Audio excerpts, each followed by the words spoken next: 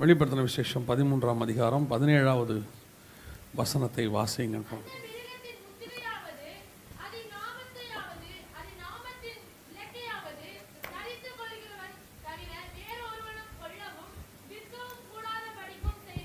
கண்களை மூடுவோம். நல்ல தகப்பனே, எங்கள் சர்வ வல்லமை உள்ள ஆண்டவரே, இந்த மாலை வேளைக்காக உமக்கு நன்றி அப்பா. 3 நாட்களும் நாங்கள் உமக்கென்று நியமித்து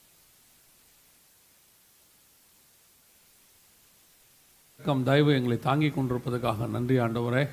இந்த 2ஆம் நாள் மாலை வேளையிலும் கர்த்தர் நீர் எங்களோடு கூட பேசுவீராக, உடைய வார்த்தைகளை அனுப்புவீராக அப்பா. மகிமையின் தேவன் இம்மட்டும் மகிமைப்பட்டீர் ஆண்டவரே, இனிமேலும் மகிமைப்படப் போகிறீர் ஆண்டவரே. இந்த மாலை வேளையில் நீர் சொல்லுகிற ஒவ்வொரு வார்த்தைகளும் எங்களுக்கு புரிய, எங்கள் இருதயங்கள் திறந்து நாங்கள் கேட்க கர்த்தர் எங்களுக்கு கிருபை பாராட்டுங்கப்பா. திரும்பி நாங்கள் போகும்பொழுது உடைய வருகைக்கு ஆயத்தப்பட்டவர்களாய் திரும்பி போக கர்த்தர் கிருபை தருவீராக. மகிமையுள்ள கரத்தில் எங்களை தாழ்த்துகிறோம் எங்கள் ஆண்டவர் இயேசுவின் நாமத்தில் பிதாவே, அல்லேலூயா.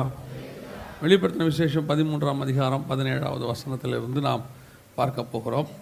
இதை குறித்து நாங்கள் ஏறக்குறைய ஒரு செய்தி நாங்கள் ஆரம்பித்த காலத்திலிருந்து ஊழியத்துக்கு வந்த புதிதிலிருந்து இதை பற்றி எடுத்துக்கிட்டே இருக்கிறோம். ஆனால் 18 வருஷமாக இது அப்டேட் ஆகிட்டே இருக்குது. நாங்கள் ஆச்சரியப்படுகிறோம் கர்த்தருடைய வசனம் எவ்வளவு துல்லியமானது, எவ்வளவு தீர்க்க தரிசனம் நிறைவேறுதல் உடையதாக இருக்கிறது என்று சொல்லி. இந்த வெளிப்படுத்தல் 13-17 ஆண்டவர் சில காரியங்களை சொல்லுகிறார். அதில் குறிப்பாக அந்த மிருகத்தின் முத்திரையாவது, அதன் நாமத்தையாவது, அதன் நாமத்தின் லக்கத்தையாவது தரித்து கொள்ளுகிறவன் தவிர வேறு ஒருவனும் கொல்லவும் விற்கவும் கூடாதபடிக்கும் செய்தது. இந்த மிருகம் என்றால் என்ன? வெளிப்படுத்தின விசேஷ புஸ்தகம் என்பது முழுக்க முழுக்க ஓமைகளால் நிறைந்திருக்கிறது. ஓமைனா ஒரு விஷயத்தை புரிய வைப்பதுக்கு இன்னொரு விஷயத்தை சொல்கிறதுக்கு பேர் ஓமை. ஆண்டவர் வேதாகமத்தில் நிறைய ஓமைகளை கையாண்டிருக்கிறார். அந்த ஓமைகளை வைத்து அநேக காரியங்கள், ரகசியங்கள் மத்தேயு சுவிசேஷம் 13ஆம் அதிகாரம் 10வது வசனத்தில் வாசிக்கும் போது சீஷர்கள் அவரிடத்தில் கேட்கிறார்கள், ஏன் நீர் அவர்களோடு கூட ஓமைகளாக பேசுகிறீர் என்று சொல்லி கேட்கிறார்கள். அதற்கு ஆண்டவர் பதில் சொல்கிறாரு, வேத வாக்கியங்களின் பரலோக ராஜ்யத்தின் ரகசியங்களை அறியும்படி அவர்களுக்கு அருளப்படவில்லை, உங்களுக்கு அருளப்பட்டது அப்படின்னு இருக்கு. அப்போ ஓமைகளுக்குள்ள பரலோக ராஜ்யத்தின் ரகசியங்கள் இருக்கு. ஆனால் அந்த வெளிப்படுத்தின விசேஷம் இருக்கு பாருங்க, இது ஓமையிலே கொஞ்சம் வித்தியாசமான ஓமை. அதான் இருக்கிறதுலே ரொம்ப ஆச்சரியம். இது ஒரு வேத பாடமாக இருக்கிறதுனால நாம் கொஞ்சம் தெளிவாக பார்க்கலாம். வெளிப்படுத்தின விசேஷத்தில் சொல்லப்பட்டிருக்கிற ஓமைகள் அத்தனையுமே ரொம்ப விசேஷமானது. ஏன் அப்படின்னு கேட்டால், பொதுவாக ஓமை என்பது ஒரு தெரியாத விஷயத்தை தெரிந்த விஷயத்தை கொண்டு புரிய வைப்பது தான் ஓமை. அதுதான் ஒரு விஷயம். ஃப்ளைட்டு பறக்குது அப்படின்னா, அது வரைக்கும் ஒரு வேளை ஃப்ளைட் பார்க்காம இருந்தாங்கன்னா இந்த பறவை மாதிரி பறக்கும் அப்படிம்பாங்க. அந்த மாதிரி பறவை மாதிரிங்கிறது தான் ஓமை. ஆனால் வெளிப்படுத்தின விசேஷத்தில் எல்லாம் எப்படி இருக்கும் அப்படின்னு கேட்டிங்கன்னு சொன்னால், ஒரு ஆண்டவர் சொல்கிற விஷயம் நமக்கு தெரியாது. அதை புரிய வைக்கிறதுக்கு என்ன பண்ணுவார், இன்னொரு தெரியாத விஷயத்தை சொல்லுவார், இன்னொரு இல்லாத விஷயத்தை சொல்லி புரிய வைப்பார். அதுதான் அதனுடைய அந்த வெளிப்படுத்தின விசேஷம் கொடுத்ததனுடைய மகத்துவம். அது எப்படி தேவனாகிய கர்த்தர் ஒருவரே அப்படி செய்ய முடியும்னு வச்சுக்கோங்களேன். ஒரு விஷயத்தை சொல்ல வராரு, ஆனால் அவர் சொல்கிற விஷயம் எளிதானதல்ல. அப்படி ஒரு விஷயமே இருக்காது. இப்போ உதாரணத்துக்கு நீங்கள் வெளிப்படுத்தின விசேஷம் 13ஆம் அதிகாரம் 1ஆம் வசனம் இருக்குதுன்னு வச்சுக்கோங்களேன். அந்த 1வது வசனத்தை நீங்கள் வாசிங்க பார்ப்போம். பின்பு நான் கடற்கரை மணலின் மேல் நின்றேன். அப்பொழுது சமுத்திரத்தில் இருந்து ஒரு மிருகம் எழும்பி வர கண்டேன். அதற்கு 7 தலைகளும் 10 கொம்புகளும் இருந்தனர். அந்த வசனத்தில் பாருங்க, 7 தலைகள் 10 கொம்புகளோடு கூட ஒரு மிருகம் சமுத்திரத்திலிருந்து ஏறி வருவதாக சொல்லப்படுது. அப்படி ஒரு மிருகம் சமுத்திரத்தில் இல்லை. அப்படி ஒரு மிருகமே கிடையாது. 7 தலையோட 10 கொம்போட ஒரு மிருகம் கிடையாது. அது ஒரு கற்பனை. அப்படி இருக்க என்ன கிடையாது, வாய்ப்பே கிடையாது. ஆனால் இப்போ அதை சொல்லி அதன் மூலமாக பரலோகத்தின் ரகசியம் உண்டு, ராஜ்யத்தின் ரகசியத்தை பற்றி ஆண்டவர் சொல்ல போகிறார். இதுதான் வெளிப்படுத்தின விசேஷத்தினுடைய தன்மை. இப்போ அதில் அந்த வசனத்தில் பாருங்கள், மிருகம்னு இருக்குது. ஒரு 3 விஷயங்களை மாத்திரம் நான் அதை சொல்கிறேன் பாருங்கள். பின்பு நான் கடற்கரை மணல் மேல் நின்றேன். அப்பொழுது சமுத்திரத்திலிருந்து ஒரு மிருகம் எழும்பி வர கண்டேன். மிருகம்னா என்ன, சமுத்திரம்னா என்ன அப்படின்னு பார்த்தீங்கன்னா, வெளிப்படுத்தல் 17-15 தண்ணீர் என்பதற்கு ஜனங்கள் என்று இருக்கிறது. வெளிப்படுத்தல் 17:15. பின்னும் அவன் என்னை நோக்கி, அந்த வேசி உட்கார்ந்திருக்கிற தண்ணீர்களை கண்டாயே, அவைகள் ஜனங்களும் கூட்டங்களும் ஜாதிகளும் வாசைக்காரருமாம். அப்போ தண்ணீர் என்பது சமுத்திரம். ஏன்னா வெளிப்படுத்தல் 1:10 தண்ணீர் எல்லாம் ஒரு இடத்தில் சேரக்கறவது சேர்ந்த ஜலத்திற்கு சமுத்திரம் என்று பெயரிட்டார்.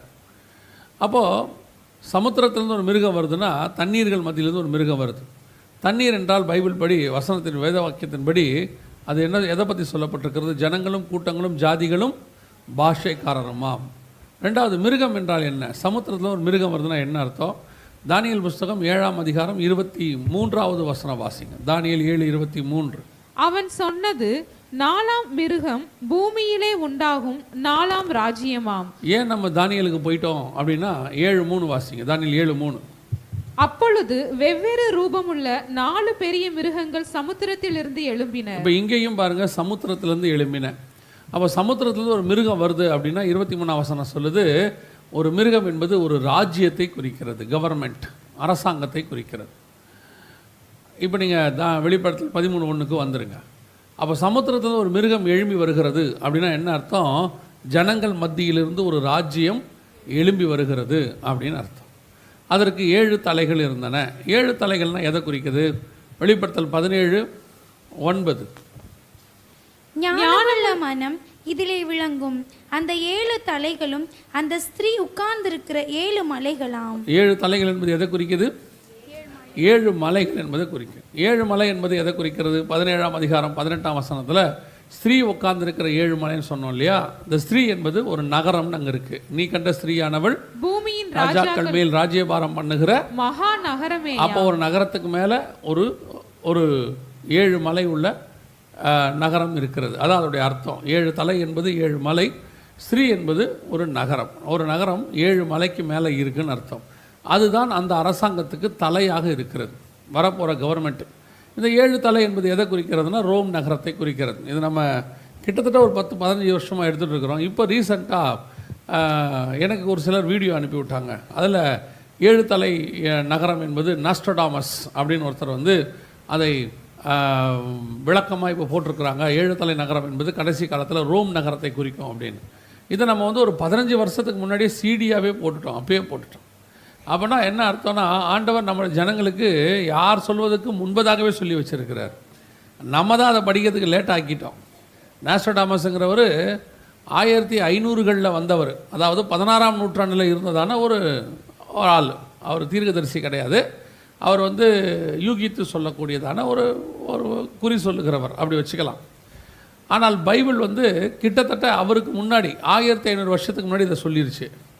1500 வருஷத்துக்கு முன்னாடி பைபிளில் சொன்னதை அவர் 1500 வருஷம் கழித்து சொல்கிறார். அவர் 1500 வருஷம் கழித்து சொன்னதை இவங்க 500 வருஷம் கழித்து இப்போ தான் எழுதுகிறாங்க. ஆனால் நம்முடைய ஆண்டவர் 2000 வருஷத்துக்கு முன்பு தாங்கவே இதை சொல்லுவதற்கு வல்லமை உள்ளவராக இருந்தார். அல்லேலூயா. இப்போ ரீசெண்டாக யூடியூப்பில் நாஸ்ட்ரடாமஸ் இப்படி சொல்லியிருக்காரு, ரோம் நகரத்தில் ஒரு பாதிப்பு வரும்னு. நம்ம ரோம் நகரம் 3 பங்காக இடிஞ்சுடுனே ஆண்டவர் சொல்லி வச்சிருக்கிறார். அந்த மகா நகரம் 3 பங்காக இடியும்னே ஆண்டவர் சொல்லியிருக்கிறார். எதுக்காக உங்களுக்கு சொல்கிறேன்? இதெல்லாம் வெளிப்படுத்தின விசேஷத்தில் இருக்கிற ஓமை, அதுக்கு பின்னாடி இருக்கிற ரகசியம். இப்போ வெளிப்படுத்தல் 13:1 பாருங்கள், கடைசி காலத்தில் ஒரு மிருகம், அது ஒரு ராஜ்யம் ஜனங்கள் மத்தியிலிருந்து எழும்பி வரும், அதுக்கு ரோம் நகரம் தலைமையாக இருக்கும் அப்படின்னு சொல்லி வசனம் சொல்லுது. இது கிபி 90லேருந்து 96க்குள்ளே மத்முதீவில் யோவானுக்கு கொடுக்கப்பட்டது. கவனிங்க. இப்போ நம்ம இன்றைக்கி என்ன பார்க்க போகிறோம்னா 17வது வசனத்தினுடைய விளக்கத்தை பார்க்க போகிறோம். 17-16 பார்க்க போகிறோம். அங்கே என்ன சொல்லப்பட்டிருக்கு? 17ல் அந்த மிருகத்தின் முத்திரையாவது அப்படின்னு இருக்கு. அப்போ மிருகம்னா எதை குறிக்குது? ராஜ்யத்தை குறிக்கிறது.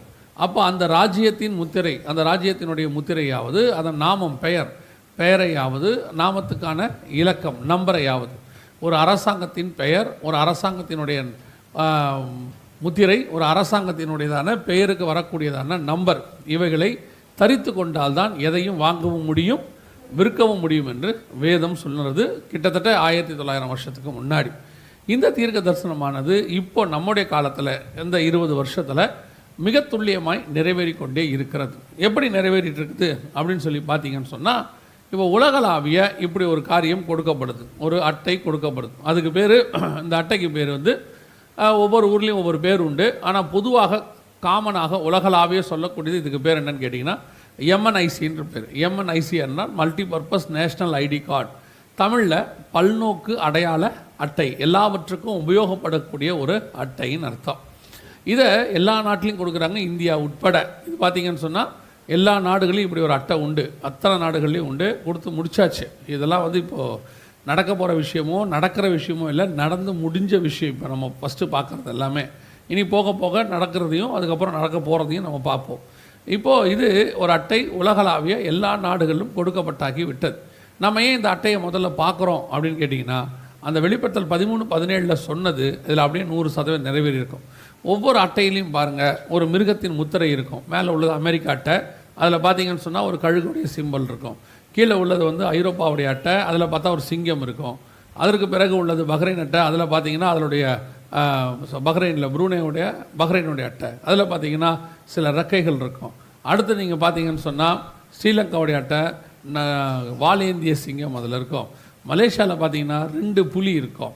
இப்படி எல்லாம் போனாலும் ஒரு மிருகத்தின், இது இந்தியாவில் கொடுக்குற அட்டை. இதில் நீங்கள் பார்த்தீங்கன்னு சொன்னால் 4 முக சிங்கம் இருக்கும். எல்லாத்துலேயும் ஒரு மிருகத்தின் முத்திரை இருக்கும். ஒரு சில நாடுகளில் இல்லாமல் இருக்கும் வாய்ப்பு இருக்குது. ஆனால் பைபிள் படி மிருகம் என்பது அரசாங்கத்தை குறிக்கிறது. அதுக்கும் ஆண்டவர் ஒரு காரணம் வச்சிருக்கிறார். ஏன் அரசாங்கத்தை மிருகமாக ஆண்டவர் சொல்கிறாரு பைபிளில்? எதையும் ஆண்டவர் சும்மா சொல்லலை, அவர் சொல்கிறதுக்கு ஒரு முகாந்திரம் இருக்குது. ஏன் ஆண்டவர் அரசாங்கத்தை மிருகமாக சொல்கிறாரு அப்படின்னு கேட்டிங்கன்னு சொன்னால், ஆண்டவர் மனுஷன் கையில் தான் ராஜ்யத்தை கொடுத்தார். 1ஆம் அதிகாரம் 28 ஆதியாகமத்தின் புஸ்தகத்தில் மனுஷன் கையில் தான் ஆண்டவர் ராஜ்யபாரத்தை கொடுத்தார்.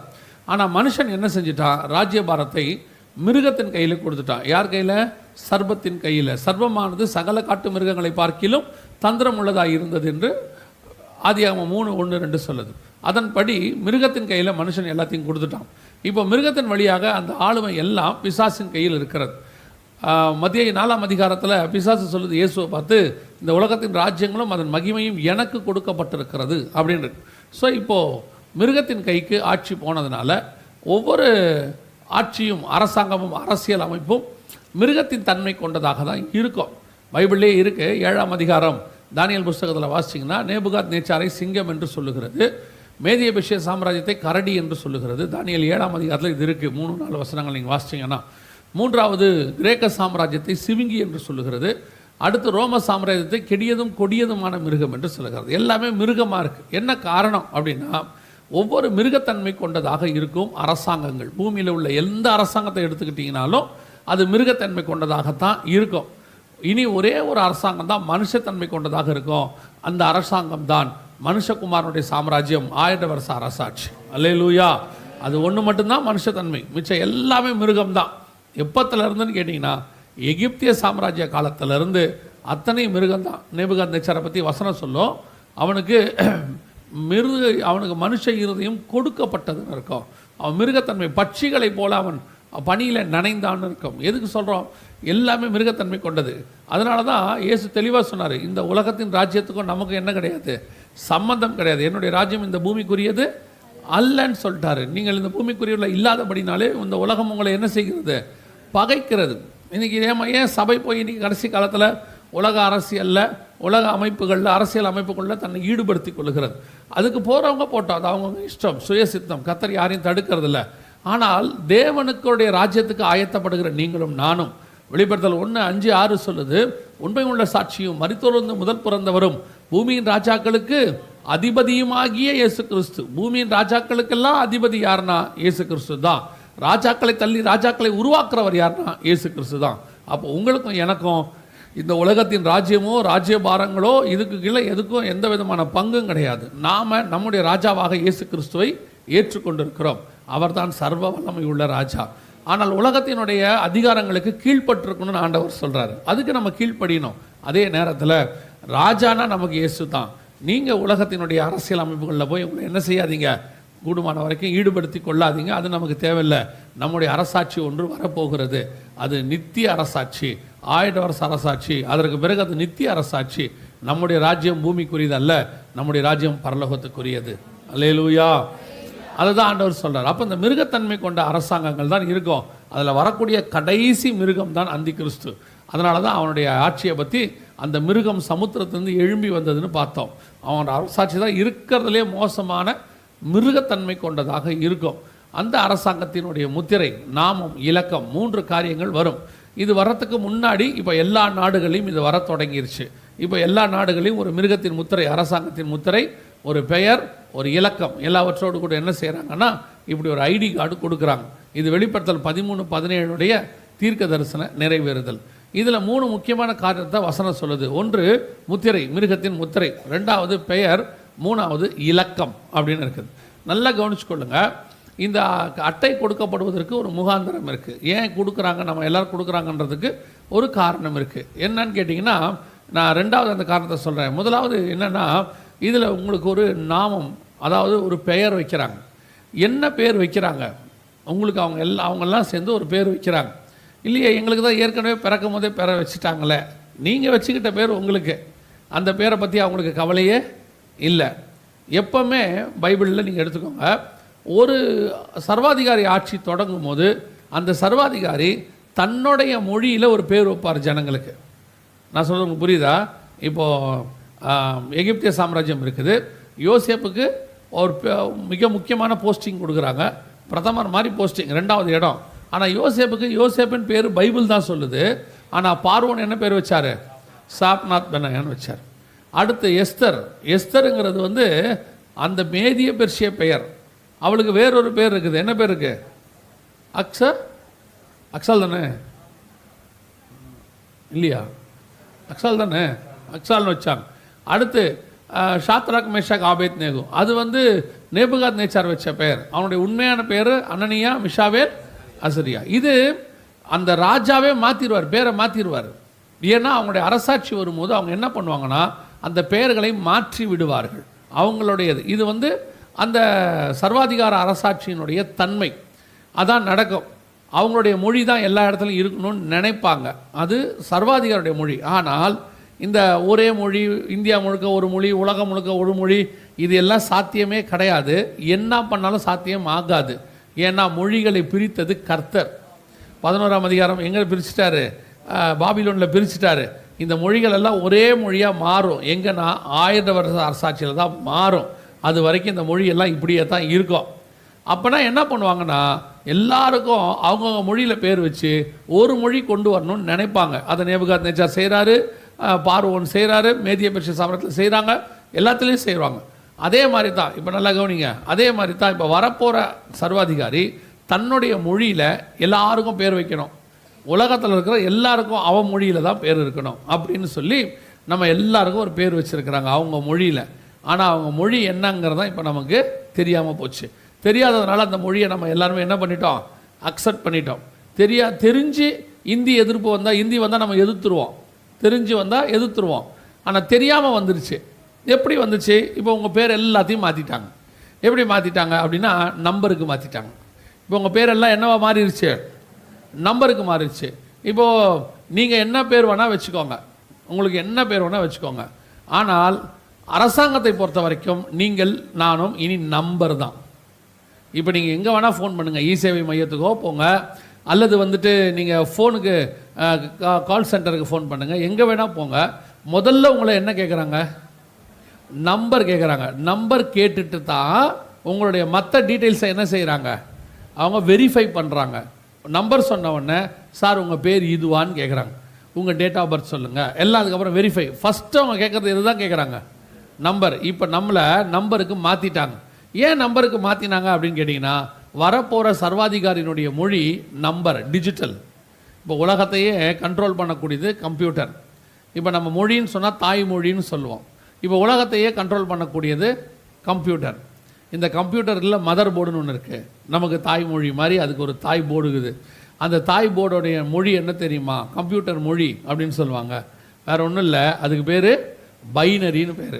பைனரினா நம்பர், 2 நம்பர் இருக்கும், 0 1. இதுதான் கம்ப்யூட்டருடைய நம்பர். நீங்கள் கம்ப்யூட்டரில் என்ன வேணாலும் நீங்கள் லோட் பண்ணுங்கள், ஃபீட் பண்ணுங்கள், என்ன வேணால் செய்யுங்க, அது நம்பரில் தான் எடுத்துக்கும்.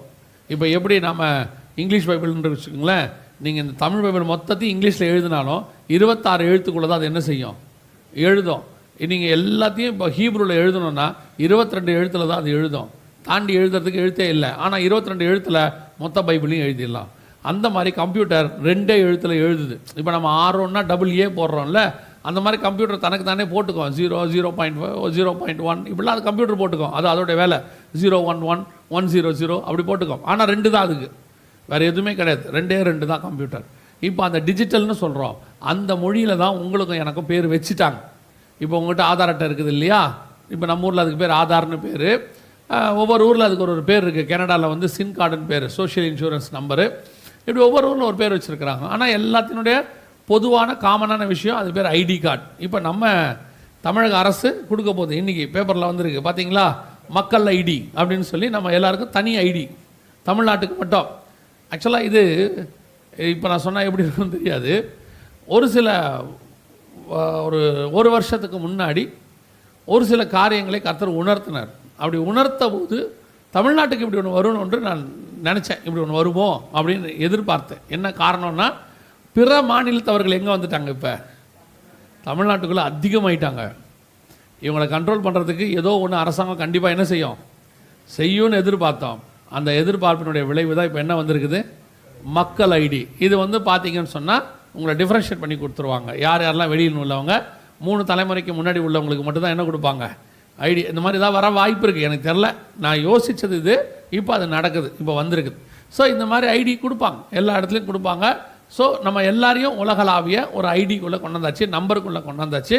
இப்போ அந்த நம்பர் உங்களுக்கு கொடுக்க தொடங்கியாச்சு. இப்போ நீங்கள் இ சேவை மையத்துக்கு போகிறீங்க. போன உடனே உங்களுடைய இ சேவை மையத்தில் உங்களுடைய ஆதார் அட்டையில் எல்லாத்தையும் மாற்றலாம். அத்தனையும் என்ன செஞ்சிடலாம், மாற்றலாம். உங்களுடைய பேரை மாற்றலாம், உங்களுடைய அட்ரஸ் மாற்றலாம், ஃபோட்டோ மாற்றலாம். இப்போ கூட ஃபோட்டோ மாற்றுறதுக்கு ஒரு சான்ஸ் கொடுத்துருக்குறாங்க. ஃபோட்டோ மாற்றலாம், ஃபோன் நம்பர் கூட மாற்றிடலாம், எல்லாம் மாற்றிடலாம். நீங்கள் ஒன்று மட்டும் போய் கேட்டு பாருங்கள், எனக்கு இந்த ஆதார் நம்பரில் நீங்கள் இப்போ கொடுத்துருக்குற நம்பர் இருக்குதே, இது எனக்கு கூட்டி பார்த்தா 4 வருது, எங்களுடைய வீட்டு தொகை 5 தான், 4 ஒத்து வராது, 5 வரா மாதிரி ஒரு நம்பர் கொடுங்கன்னா கொடுப்பாங்களா? இப்போ நம்ம ஊரில் இந்த ராசி பலன்லாம் ரொம்ப ஜாஸ்தி இல்லையா? வண்டி வாங்கும் போதே அந்த அந்த நம்பர்லாம் இருக்குது, அதுக்கு 8ஆம் நம்பர் கொடுக்க மாட்டாங்க இல்லை, கிடையாதுன்னு வாங்க மாட்டாங்கல்ல, வாங்க மாட்டாங்க, இவங்க கொடுக்கவும் மாட்டாங்க. ஏன் அப்படின்னு கேட்டால் 8ஆம் நம்பர் நமக்கு என்ன ஆகாது. ஆனால் அவங்களுக்கு ஏன் 8ஆம் நம்பர் ஆகாதுன்னு இன்ன வரைக்கும் தெரியாது. ஏன் 8ஆம் நம்பர் நல்லா இல்லை, ஏன் வாங்க மாட்டாங்க நிறைய பேருக்கு தெரியாது. பைபிளில் அந்திகிறிஸ்துவோட நம்பர் 8. இவங்க பைபிளை ஃபாலோ பண்ணுறாங்களோ இல்லையோ, பைபிளில் அந்திகிறிஸ்துவோட நம்பர் 8 அப்படின்னு இருக்குது. அதனால தான் வாங்காமல் இருக்காங்களான்னு தெரியாது. ஆனால் உங்களுக்கும் எனக்கும் எல்லா நம்பரும் நல்ல நம்பர் தான். புரியுதா? நீங்களும் 8ஆம் நம்பர் வேணான்னு சொல்லிட போறியா? அது அந்திகிறிஸ்து நம்பராக இருக்கிறதாமே சொல்கிறாங்களே அப்படின்லாம் சொல்லாதீங்க. நமக்கு எல்லா நம்பரும் நல்ல நம்பர், எல்லா நாளும் நல்ல நாள், எல்லா நேரமும் நல்ல நேரம். புரியுதா? நமக்கு இந்த சிலர்லாம் சொல்லுவாங்க, பால் காய்ச்சறதுக்கு எது சார் நல்ல நேரம்பா. பால் காய்கிறது எந்த நேரமோ அந்த நேரம் தான் நல்ல நேரம். அவ்வளோதான், பால் காய்ச்சற நேரம் அவ்வளோதான். சிலர்லாம் காலங்காத்தால 4:30 மணிக்கு எழுப்பி பால் காய்ச்சறான். ஒரு 6:30க்கு எழுப்பினா காஃபி குடிக்கிறதுக்கு வசதியாக இருக்கும். 4:30க்கு தூக்கத்தோடு போய் எப்படி குடிக்கிறது பாருங்கள். கேட்டால் 4:30, 5:30 தான் பால் காய்ச்சறதுக்கு நல்ல நேரம். 5:30 மணிக்கு மேலே காய்ச்சினா பால் காயாதா இல்லையா? முதல்ல பால் காய்ச்சறதே வேஸ்ட்டு. இப்போ எதுக்கு பால் காய்ச்சறீங்க? அது ஒரு நல்ல சைன். பால் பொங்கி வரா மாதிரி என்ன வருதாம்மா, நம்மளுடைய குடும்பம் என்ன செய்யுமா, பொங்கி வரும். அப்போ பொங்கி வந்த பாலில் டீ போடலாமா? அப்போ உங்கள் பொங்குற வாழ்க்கையில் டீ தூளை போட்டு அணைக்கிற மாதிரி ஆகாது. எல்லாம் ஒரு மூட நம்பிக்கை தான். நான் தான் சொல்லுவேன், நீங்கள் வீட்டில் பால் காய்ச்சிங்க, டீ காய்ச்சிங்க, காஃபி காய்ச்சிங்க, எதை வேணாலும் காய்ச்சிங்க. புது வீட்டில் தப்பே கிடையாது. சாராயம் மட்டும்தான் காய்ச்சக்கூடாது. புரியுதா? எதை வேணாலும் காய்ச்சிங்க. நமக்கு இந்த மூட நம்பிக்கை எதுவுமே கிடையாது. நமக்கு எல்லா நாளும் நல்ல நாள் தான். இந்த நம்பர்லாம் சொல்கிறாங்க 8ஆம் நம்பர் மோசமான நம்பர். நான் சொல்லுவேன் 8ஆம் நம்பர் நல்ல நம்பர். இருக்கிறதுலே நல்ல நம்பர் 8ஆம் நம்பர் தான். ஏன் அப்படின்னு கேட்டிங்கன்னா, என்னை பொறுத்த வரைக்கும் சொல்லுவேன், நான் வந்து 4 வயசுலேருந்து கல்யாணம் ஆகிற வரைக்கும் ஒரு 8ஆம் நம்பர் வீட்டில் தான் இருந்தேன். அந்த நம்பர் வீட்டு நம்பரே 8 தான். அங்கே தான் படித்தேன், அங்கே தான் வளர்ந்தேன், அங்கே தான் வண்டிலாம் வாங்கினோம். நாங்கள் நல்லா சந்தோஷமாக இருந்தோம் 8ஆம் நம்பருக்குள்ளே. அது 8ஆம் நம்பரை விட்டு வந்த பிறகு தான் பிரச்சனை கொஞ்சம் வந்துச்சு. 8 நல்ல நம்பர் தான். யார் சொன்னா? அதே மாதிரி எப்போவுமே ஏதாவது ரிஜிஸ்ட்ரேஷன் பண்ணுறதா இருந்தால் செவ்வாய்க்கிழமை பண்ணிடணும். ஒரு பையலும் இருக்க மாட்டோம் ரிஜிஸ்ட்ரேஷன் ஆஃபீஸில், காலியாக இருக்கும். நேராக போனோம்னா நம்ம ஒரு ஆள் தான் இருப்போம், ரிஜிஸ்டர் பண்ணிட்டு வந்துடலாம். நீங்கள் பொன் கிடைச்சாலும் புதன் கிடைக்காதுன்னு சொல்லுவான். இப்போ வந்து புதன் கிடைக்கிது, பொண்ணு தான் கிடைக்க மாட்டேங்குது. புரியுதா? ஸோ நமக்கு இந்த மூட நம்பிக்கை எதுவுமே கிடையாது. அப்புறம் கிறிஸ்தவங்களே அப்படி இருக்காங்க. அவன் வேற சொல்கிறான், பாஸ்டர்மா நீங்கள் தான் வந்து பால் காய்ச்சணும் வீட்டிலன்றான். அவன் எதுக்கு அப்படி சொல்கிறான் சொல்லுங்கள்? அவன் ஏன் அப்படி சொல்கிறான்? பாஸ்டர்மா மேலே ரொம்ப அன்பாக இருக்கான்னு அர்த்தமா? அப்படிலாம் கிடையாது. அவன் பால் பாஸ்டர்மா காய்ச்சிட்டு வந்துடுவாங்க. முதல்ல இந்த பாஸ்டர்மாக்களை எங்கேயும் கூப்பிட வேற மாட்டாங்க. எல்லா பாஸ்டர்ஸ் மீட்டிங்கும் பாஸ்டருங்களே என்ன செஞ்சுருவாங்க, போயிட்டு வந்துடுவாங்க. இவங்களை எங்கேயுமே கூப்பிட மாட்டாங்க. பாஸ்டருங்களாம் வேறு முக்கால்வாசி பாஸ்டருங்க எங்கேயும் யாரையும் கூப்பிட்டு போகிறதே இல்லை. இந்த பாஸ்டர்மாக்கள்லாம் பாவம் சர்ச்சையும் வீட்டையும் பார்த்துக்கிட்டு வீட்லேயே தான் இருப்பாங்க. அவங்க திடீர்னு ஒருத்த வந்து எங்கள் வீட்டில் நீங்கள் பால் காய்ச்சணும், நீங்கள் தான் காய்ச்சணுன்னு அந்த பாஸ்டர்மாவுக்கு ஒரே சந்தோஷமாயிரும். ஐயோ நம்ம மேலே அன்பு வச்சு கூப்பிட்றானே. அந்த மாதிரி 3:30 மணிக்கெலாம் ஏஞ்சி குளித்து ரெடி ஆகி 4:30 5 மணிக்கெலாம் பால் காய்ச்ச போயிடுவாங்க. அவன் ஏன் கூப்பிட்றான் தெரியுமா? நாளைக்கு என்ன பிரச்சனை வீட்டில் வந்தாலும் இந்த பாஸ்டர்மா தான் பால் காய்ச்சிச்சு, என் குடும்பமே நாசமாக போச்சு அப்படின்னு சொல்கிறதுக்கு தான் ஆள் தேடுறான். அதனால் நான் எப்போவுமே கடை திறக்க கூப்பிட்டாங்கன்னா ஜோம் பண்ணிட்டு கூட இருக்கிறவர் திறக்க சொல்லிடுவேன், இந்த நீங்கள் திறங்க அப்படின்ற. அவன் நம்ம மேலே பழி போகிறதுக்கு அவன் காத்திருக்கிறான். அதை விட செய்யக்கூடாத காரியம் ஒன்று இருக்கிறது. எவனுக்கும் பொண்ணு பார்க்கக்கூடாது. அது இருக்கிறதுலே ஆபத்தானது. அவன் கல்யாணம் பண்ணிட்டு போயிட்டு அவன் வாழ்நாள் ஃபுல்லாக மனைவியை திட்ட மாட்டான், மாமனாரை திட்ட மாட்டான், நம்மளை திட்டிகிட்டு இருப்பான். என்ன ஒருத்தன் உனக்கு பார்த்து வச்சான் பாரு, அவன் எங்கே கிடச்சாலும் அவ்வளோதான்மா, பரலோகத்துலேயும் திட்டுவான் போல வந்து. கவனிங்க. அதனால் கர்த்தர் நமக்கு கொடுத்த எல்லாமே நன்மையான ஈவு தான். அதில் எந்த இல்லை, மனுஷன் தான் மாற்றிட்டான் நம்பர் எல்லாத்தையும். ஸோ இப்போது உங்களுக்கு மாற்ற முடியாதது எது அப்படின்னு கேட்டிங்கன்னா, உங்கள் நம்பரை மாற்ற முடியாது. எது? ஆதார் நம்பரை. ஏன் மாற்ற முடியாதுன்னா, அது உங்களுக்கென்று பிரத்யேகமாக இந்தியாவில் உருவாக்கப்படலை. உலகளாவிய ஒரு ஜென்ரேட் நம்பர், உலகளாவிய, நாட் ஒன்லி இன் இந்தியா. இந்த நம்பர் உலகளாவிய செல்லுபடியாகும். நாங்கள் சொல்கிறதெல்லாம் போக போக நடக்கிறதை நீங்கள் காண்பீர்கள். ப்ராஃபஸி கிடையாது, இது அப்படித்தான் போகும். 2008 இதை பற்றி சொல்லிகிட்டே இருக்கிறோம். வரும் முதலேருந்து அப்படிலாம் வராதுன்னு நாங்கள் வந்துச்சு. இன்றைக்கி இந்தியாவையே கண்ட்ரோல் பண்ணுறது எதுன்னு கேட்டிங்கன்னா, உங்களை கண்ட்ரோல் பண்ண போகிற விஷயம் எதை வச்சு பிடிக்க போகிறாங்கன்னா, இந்த ஆதார் நம்பர் வச்சு தான் பிடிக்க போகிறாங்க, பிடிக்க தொடங்கிட்டாங்க. இப்போ இந்த நம்பர், இந்த நம்பர்லேயுமே இன்னொரு முக்கியமான விஷயம் இருக்குது. உங்கள் ஆதாரில் எத்தனை டிஜிட் இருக்குது? மதி, உங்கள் புது ஆதாரில் வந்திருக்கா? உங்கள் ஆதாரில் எத்தனை டிஜிட்டு? 12, 14, 16, 18, 20? மாஸ்டர் சொன்ன மாதிரி நீங்கள் யாரும் கண்ணை மூடி எனக்காக நம்பர் என்ன வேணாம், கண்ணை திறந்தே என்ன பாருங்கள், சரியா? அவர் யாரையோ பார்த்துட்டார் போல் கண்ணை மூடினதை. நானும் இப்போ ஒரு ஆளை பார்த்துட்டேன், சரியா? நீங்கள் தயவு செஞ்சு எங்களுக்காக ஜோம் பண்ண வேணாம், நாங்கள் ஏற்கனவே நல்லா ஜோம் பண்ணிட்டு தான் வந்துருக்குறோம். நீங்கள் இப்போ செய்தி கேட்டால் மட்டும் போதும். நீங்கள் இந்த ஆதாரில் எத்தனை நம்பர் இருக்குது தெரியுமா? 12 இருந்துச்சா? அவ்வளோதான் இருந்துச்சு, 12 தான் இருந்துச்சு. ஆனால் 12 டிஜிட் இருக்கக்கூடாது. எவ்வளோ இருக்கணும்? 16 இருக்கணும். உங்களோட ATM card, debit card, credit card எல்லாத்துலேயும் பாருங்கள் 16 தான் இருக்கும். 16 இருந்தால் தான் வெளிப்படுத்தல் 13:18 நிறைவேறும். 18ஆம் வசனம் சொல்லுது, இதிலே ஞானம் விளங்கும், புத்தியுடையவன் கணக்கு பார்க்க கடவன், இது மனுஷனுடைய இலக்கமாக இருக்கிறது. இதனுடைய இலக்கம் 666. இந்த 666 வர்றதுக்கு நிறைய வழி இருக்குது. இப்போ www அப்படின்னாலே 666 தான். டபிள்யூனா 6 ஆல்ஃபபெட்டில் நீங்கள் போய் பார்த்தீங்கன்னா நியூமராலஜியில் ஏக்கு டபிள்யூக்கு 6 இருக்கும். WVUW இந்த மூணுத்துக்குமே பார்த்தீங்கன்னு சொன்னால் 6 தான் இருக்கும். அப்போது wwwனா 666. இந்த மாதிரி நிறைய இருக்குது, இந்த மாதிரி நிறையா இருக்குது. அதில் ஒன்று தான் நான் உங்களுக்கு சொல்கிறேன். அதில் ஒன்று என்னென்னா, உங்கள் கையில் 16 இலக்கத்தை கொடுத்துருவாங்க. கொடுத்துட்டு கம்ப்யூட்டருக்கு 2 நம்பர் உள்ளே இருக்கும், ஹிடன் நம்பர்ஸ், அது சீக்ரெட் நம்பர்ஸ்.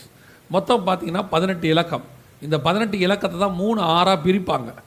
3 6ஆக அது பிரிக்கப்படும். ஒவ்வொரு 6க்குள்ளேயும் ஒரு இன்ஃபர்மேஷன் இருக்கும். உதாரணமாக இப்போ நம்மக்கிட்ட இருக்க செல்ஃபோன் நம்பரில் பார்த்தீங்கன்னா பார்க்க தான் நம்பர் மாதிரி இருக்கும். 9840 அப்படின்னா ஏர்டெல்னு அர்த்தம். 944 அப்படின்னா பிஎஸ்என்எல்னு அர்த்தம். அது ஒரு இன்ஃபர்மேஷன் மாதிரி. இப்போ இந்தியாவோட தமிழ்நாடுடைய போஸ்டல் கோடு 6 தான் ஆரம்பிக்கும். 6ன்னா போஸ்டல் டிபார்ட்மெண்ட்டில் போய் எந்த மாநிலம்னு கேட்டிங்கன்னா தமிழ்நாடு அப்படின்னு சொல்லுவாங்க. ஒவ்வொரு மாநிலத்துக்கும் 1 நம்பர். அந்த மாதிரி தான் உங்களுடைய ஆதார்க்குள்ளே இருக்கிற ஒவ்வொரு நம்பருக்கு பின்னாடியும் ஒரு என்ன இருக்குது, டீட்டெயில் இருக்கிறது. ஒரு குறிப்பிட்ட டீட்டெயில் அது உள்ளே இருக்கும். ஒவ்வொருக்குள்ளேயும் 3 செக்மெண்ட்டாக இருக்கும். 6 6 6 வரும். ஸோ இந்த 16 இலக்க நம்பர் உங்களுக்கு சீக்கிரத்தில் தருவாங்கன்னு சொல்லி நாங்கள் 2018 சொன்னோம். இப்போது உங்களுக்கு 16 இலக்க நம்பர் வந்துருச்சு. 2018 16 இலக்கத்தில் உங்களுக்கு மாற்று அடையாள எண் தரப்படும் அப்படின்னு சொன்னாங்க. இப்போ நடுவில் கொரோனா வந்ததுனால கொஞ்சம் எல்லாம் தள்ளி போய் இப்போ உங்களுக்கு 16 இலக்க நம்பர், இதுக்கு பேர் விர்ச்சுவல் ஐடி அப்படின்னு பேர், விஐடின்னு போட்டிருக்காங்க பாருங்கள். இப்போ நீங்கள் போய் எந்த அட்டையை வாங்கினீங்கனாலும், ஆதார் அட்டையை இப்போ நீங்கள் போய் புதுசாக வாங்கினீங்கன்னா உங்களுக்கு இப்படி ஒன்று வரும், விஐடின்னு போட்டு வரும். விஐடினா விர்ச்சுவல் ஐடி. அதாவது வெளியே பார்க்கறதுக்கு 12 இலக்கம் இருக்கும், ஆனால் கம்ப்யூட்டருக்குள்ளே என்ன இருக்கும், 16 இலக்கம் இருக்கும். இதை ஒரு நாள் சரி பண்ணுவாங்க. எப்போ சரி பண்ணுவாங்கன்னா, பைபிளில் உள்ளதான 6வது முத்திரையின் காலத்தில் இதை சரி பண்ணிடுவாங்க. இப்போ இது 3வது முத்திரையின் காலத்தில் நம்ம இருக்கிறோம். இந்த காலத்தில் தான் இதை கொடுத்துக்கிட்டு இருக்கிறாங்க. 6வது முத்திரையின் காலத்தில் இதை சரி பண்ணி உலகம் முழுக்க காமனைஸ்டாக 16 இலக்கமாக மாறிடும். ஒருவேளை கர்த்தருக்கு சித்தமானால் நாளைக்கு மாலையிலே இதை பற்றி இன்னும் கொஞ்சம் டீட்டெயிலாகவே நம்ம பார்க்கலாம், 3வது முத்திரையை பற்றி, 6வது முத்திரையை பற்றி. ஸோ இப்போது 16 இலக்க நம்பர் கொடுக்க தொடங்கியாச்சு. அதாவது 666க்குள்ளே கொண்டு வர தொடங்கியாச்சு. ஒவ்வொருத்தரையும் கொண்டு வருவதற்கான வாய்ப்பு இப்போ நெருங்கிக்கிட்டே ஒவ்வொரு இடத்துக்கும் கொண்டாந்தாச்சு. உலகளாவிய இப்போ மற்ற நாடுகள்லாம் ஏற்கனவே கொடுக்கும்போது 16 கொடுத்தாங்க. இந்தியாவிலையும் காங்கிரஸ் கவர்மெண்ட்டில் கொடுக்கும்போது 16 இலக்கமாக தான் கொடுத்தாங்க. இப்போ அதுக்கப்புறம் வரும்போது நியூ ஐடி கொடுக்குறோன்னு சொல்லி 12 மாற்றினாங்க. 12 மாற்றிட்டு மாற்றும் போதே நாங்கள் மெசேஜில் சொன்னோம், 12 சரி வராது, எப்படி தான் வரணும், 16 இலக்கமாக வந்தால் தான் அது 666க்குள்ளே வரும்னு. இப்போது 16 இலக்கம் வந்துருச்சு. 666க்குள்ளே நம்மை கொண்டு வருகிற வேலை முடிஞ்சிருச்சு. நம்மக்கிட்ட இருக்கிற அத்தனை ஐடியும் 666க்குள்ளே தான் இருக்குது. ஒரு சாரார் இந்த மாதிரி மீட்டிங்லாம் கேட்டுட்டு அவங்க வந்து சொன்னாங்க, நாங்கள் ஆதார் நம்பரே வாங்கலை, ஆதார் நம்பர் வாங்காமையே எங்களுடைய காலத்தை ஓட்டிக்கிட்டு இருக்கிறோம் அப்படின்னு சொன்னாங்க. அவங்களுடைய டெடிகேஷன் அது. ஆதார் நம்பர் வாங்குறதுலையும் தப்பு இல்லை, வாங்காமல் இருக்கிறதுலையும் தப்பு இல்லை. அது உங்களுடைய தனிப்பட்ட முறையில். ஏன் அப்படின்னு சொல்கிறேன்னா, வாங்கிறதுல ஏன் தப்பு இல்லை அப்படிங்கிறேன்னா, இப்போ நீங்கள் ஆதார் வாங்கினதுனால 666க்குள்ளே வந்துட்டீங்கன்னு அர்த்தம் இல்லை. 666 உங்கள் முன்னாடி வந்துருச்சு. இது வலது கைக்கும் நெத்திக்கும் மாறும்னு 16வது வசனம் சொல்லுது. இது வலது கைக்கும் நெத்திக்கும் இந்த நம்பரை கொண்டு வருவாங்க. அப்போ தான் நீங்கள் அதை ஏற்றுக்கொள்ள கூடாது. இப்போ ஒரு சாரர் என்ன சொல்கிறாங்க, இப்படி வந்ததே இவ்வளோ ஆபத்து, நம்ம ஏன் அந்த நம்பரை வாங்கணும், உங்கள் இஷ்டம். அப்படி நீங்கள் வாங்காமல் இருக்கும்போது சில காரியங்களை நீங்கள் செய்யக்கூடாதபடிக்கு தடை செய்யப்பட்டிருக்கோம். இப்போ நீங்கள் ஆதாரே இல்லாமல், இப்போ நம்ம அடுத்து நம்ம பார்க்க போகிறோம். இப்போ நமக்கு சொன்னபடி நான் என்னென்னு உங்களுக்கு அடுத்து சொல்கிறேன். இப்போ வேதத்தில் சொன்னபடியே துல்லியமாக 666க்குள்ளே வந்தாச்சு. இந்த நம்பர் எல்லாம் உலகளாவிய எல்லா நம்பரையும் கொண்டு வந்து ஒரு குடையின் கீழ் கொண்டு வந்துட்டாங்க. வேர்ல்டு வைட் நம்பர் வந்துச்சு 666. இப்போ இது எல்லாத்தையும் அத்தனை பேரையும் 17வது வசனத்துக்குள்ளே கொண்டு வருவாங்க. 17வது வசனத்தை வாசிங்க பார்ப்போம். அந்த மிருகத்தின் முத்திரையாவது அதன் நாமத்தையாவது அதன் நாமத்தின் இலக்கத்தையாவது தரித்து கொள்கிறவன் தவிர வேறொருவனும் கொல்லவும் விற்கவும் கூடாதபடிக்கு செய்தது. இப்போ இதோட அர்த்தம் என்ன அப்படின்னு கேட்டீங்கன்னு சொன்னா, இப்போ இந்த நம்பர் வலது கையிலையாவது நெத்தியிலையாவது போடாமல் இதுக்கப்புறம் நீங்கள் எதையும் வாங்கவும் முடியாது, விற்கவும் முடியாது அப்படின்னு இருக்கு. அதே நேரத்தில் வசனம் சொல்லுது, ஒருவரும் தப்பி போகாத காலம் ஒன்று வருகிறது அப்படின்னு இருக்கு. இங்கே இருக்குன்னு தெரியல அந்த வசனம்.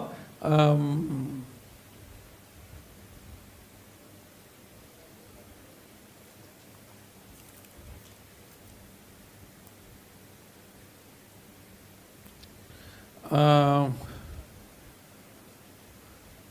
24, 22 மத்திய எழுதின சுவிசேஷம் வாசிங்க. மத்திய 24, 22. அந்நாட்கள்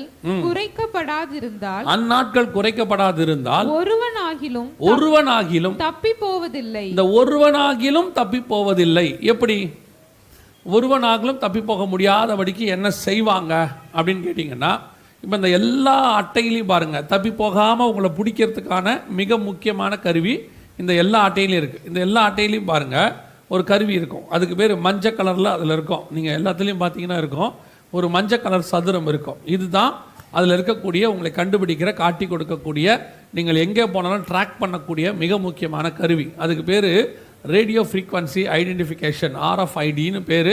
நம்ம பழக்கப்பட்டதில் சிப்புன்னு சொல்லி பழக்கப்பட்டிருக்கிறோம். அதுதான் அதில் இருக்குது. இதுதான் உங்களை காட்டி கொடுக்கறதான, கண்டுபிடிக்கிறதான கருவி. உங்கள் எல்லாருக்கும் தெரியும், உங்களோட செல்ஃபோனில் இது நீங்கள் பார்த்துருப்பீங்க, இந்த சிம் கார்டை பார்த்துருப்பீங்க. சிம் கார்டுடைய சைஸு அப்படியே மாறிக்கிட்டே வருது. ரொம்ப பெருசாக போட்டு இப்போ எப்படி வந்துருச்சு, மைக்ரோ சிம் கார்டெல்லாம் வந்துருச்சு. இப்போ இந்த சிம் கார்டை உங்கள் செல்ஃபோனில் நீங்கள் போட்டால் தான் உங்களுடைய செல்ஃபோனை என்ன செய்யும், வேலை செய்யும். நீங்கள் எவ்வளோ ரூபாய்க்கு செல்ஃபோன் வாங்கியிருந்தாலும் கண்டிப்பாக இந்த சிம் ஒன்று தேவை. சிம்முங்கிற வார்த்தைக்கு என்ன அர்த்தம் அப்படின்னு கேட்டிங்கன்னா, சப்ஸ்கிரைபர் ஐடென்டிஃபிகேஷன் மாடுல் அப்படின்னு அர்த்தம். இங்கிலீஷில் SIM அப்படின்னா என்ன அர்த்தம்? எல்லாம் இந்த இங்கிலீஷில் சொல்கிறதுனால நமக்கு எல்லாமே பெருசாக தெரியுது, ஏதோ சொல்கிறாங்க போல், நமக்கு ஒன்றும் புரியலையே அப்படின்னு. நான் எப்போவும் சொல்வேன், இந்த டாக்டர்ஸ் என்ன பண்ணுவாங்கன்னு கேட்டிங்கன்னா, இந்த ப்ரிஸ்கிரிப்ஷன் எழுதி கொடுப்பாங்க. அவங்க எழுதி கொடுக்குறத பார்த்தீங்கன்னா உங்களுக்கு ஒன்றுமே என்ன செய்யாது, புரியாது. அது வந்து 2 பேருக்கு தான் புரியும். ஒன்று அவருக்கு புரியும், இன்னொன்று மருந்து கடைக்காரருக்கு புரியும். இவங்க 2 பேருக்குமே, ஏன்னா அவர்கிட்ட ஸ்கேனர் இருக்குது போல், இவர் எழுதுறது அவருக்கு தான் புரியும். நல்லா அழகாக எழுதி கொடுத்துருப்பாரு. நீங்கள் அங்கே போய் வாங்கினா டோலோ 650 இருக்கும், வேறு ஒன்றுமே இருக்காது. அதுக்கு பேர் என்னது? நம்ம கேட்போம், இது எங்கள் வீட்டில் 10 இருக்குதே, அதை தான் எழுதியிருக்கிறாரும்பாங்க. ஆனால் நீங்கள் எடுத்து படித்து பாருங்கள், உங்களுக்கு என்ன செய்யாது? ஒன்றுமே தெரியாது. அதை விட பெரிய ஆச்சரியம், நம்மளை போய் உட்காந்தோடனே இப்படி பார்த்துட்டு உங்களுக்கு ஹெப்படைட் பி இருக்கலாம் போல் அப்படிம்பாங்க. நம்ம ஹெப்படைட் பின்னா ஏதோ 1 கோடி பேரில் ஒருத்தருக்கு தான் வரக்கூடியது போல், அதை வேறு நம்ம பெருமையாக சொல்லி ஆரம்பிச்சிடும். யாருக்குமே வராதான், ஒரு ரேரான வியாதி. என்னது? ஹெப்படைட் பி, வெண்ணில் மஞ்சக்காமலன்னு அர்த்தம். இதை நம்ம வந்து பெருசாக எடுத்துப்போம். H1N1, ஸ்வைன் ஃப்ளூ இப்படிலாம் கேட்டோம். நம்மளால் பெருசாக நினச்சிக்கிறோம், நம்ம பெரிய லெவலில் இருக்கிறோம் போல் அப்படின்னு. ஒன்றும் இல்லை, சாதாரணமாக தான் இருக்குது.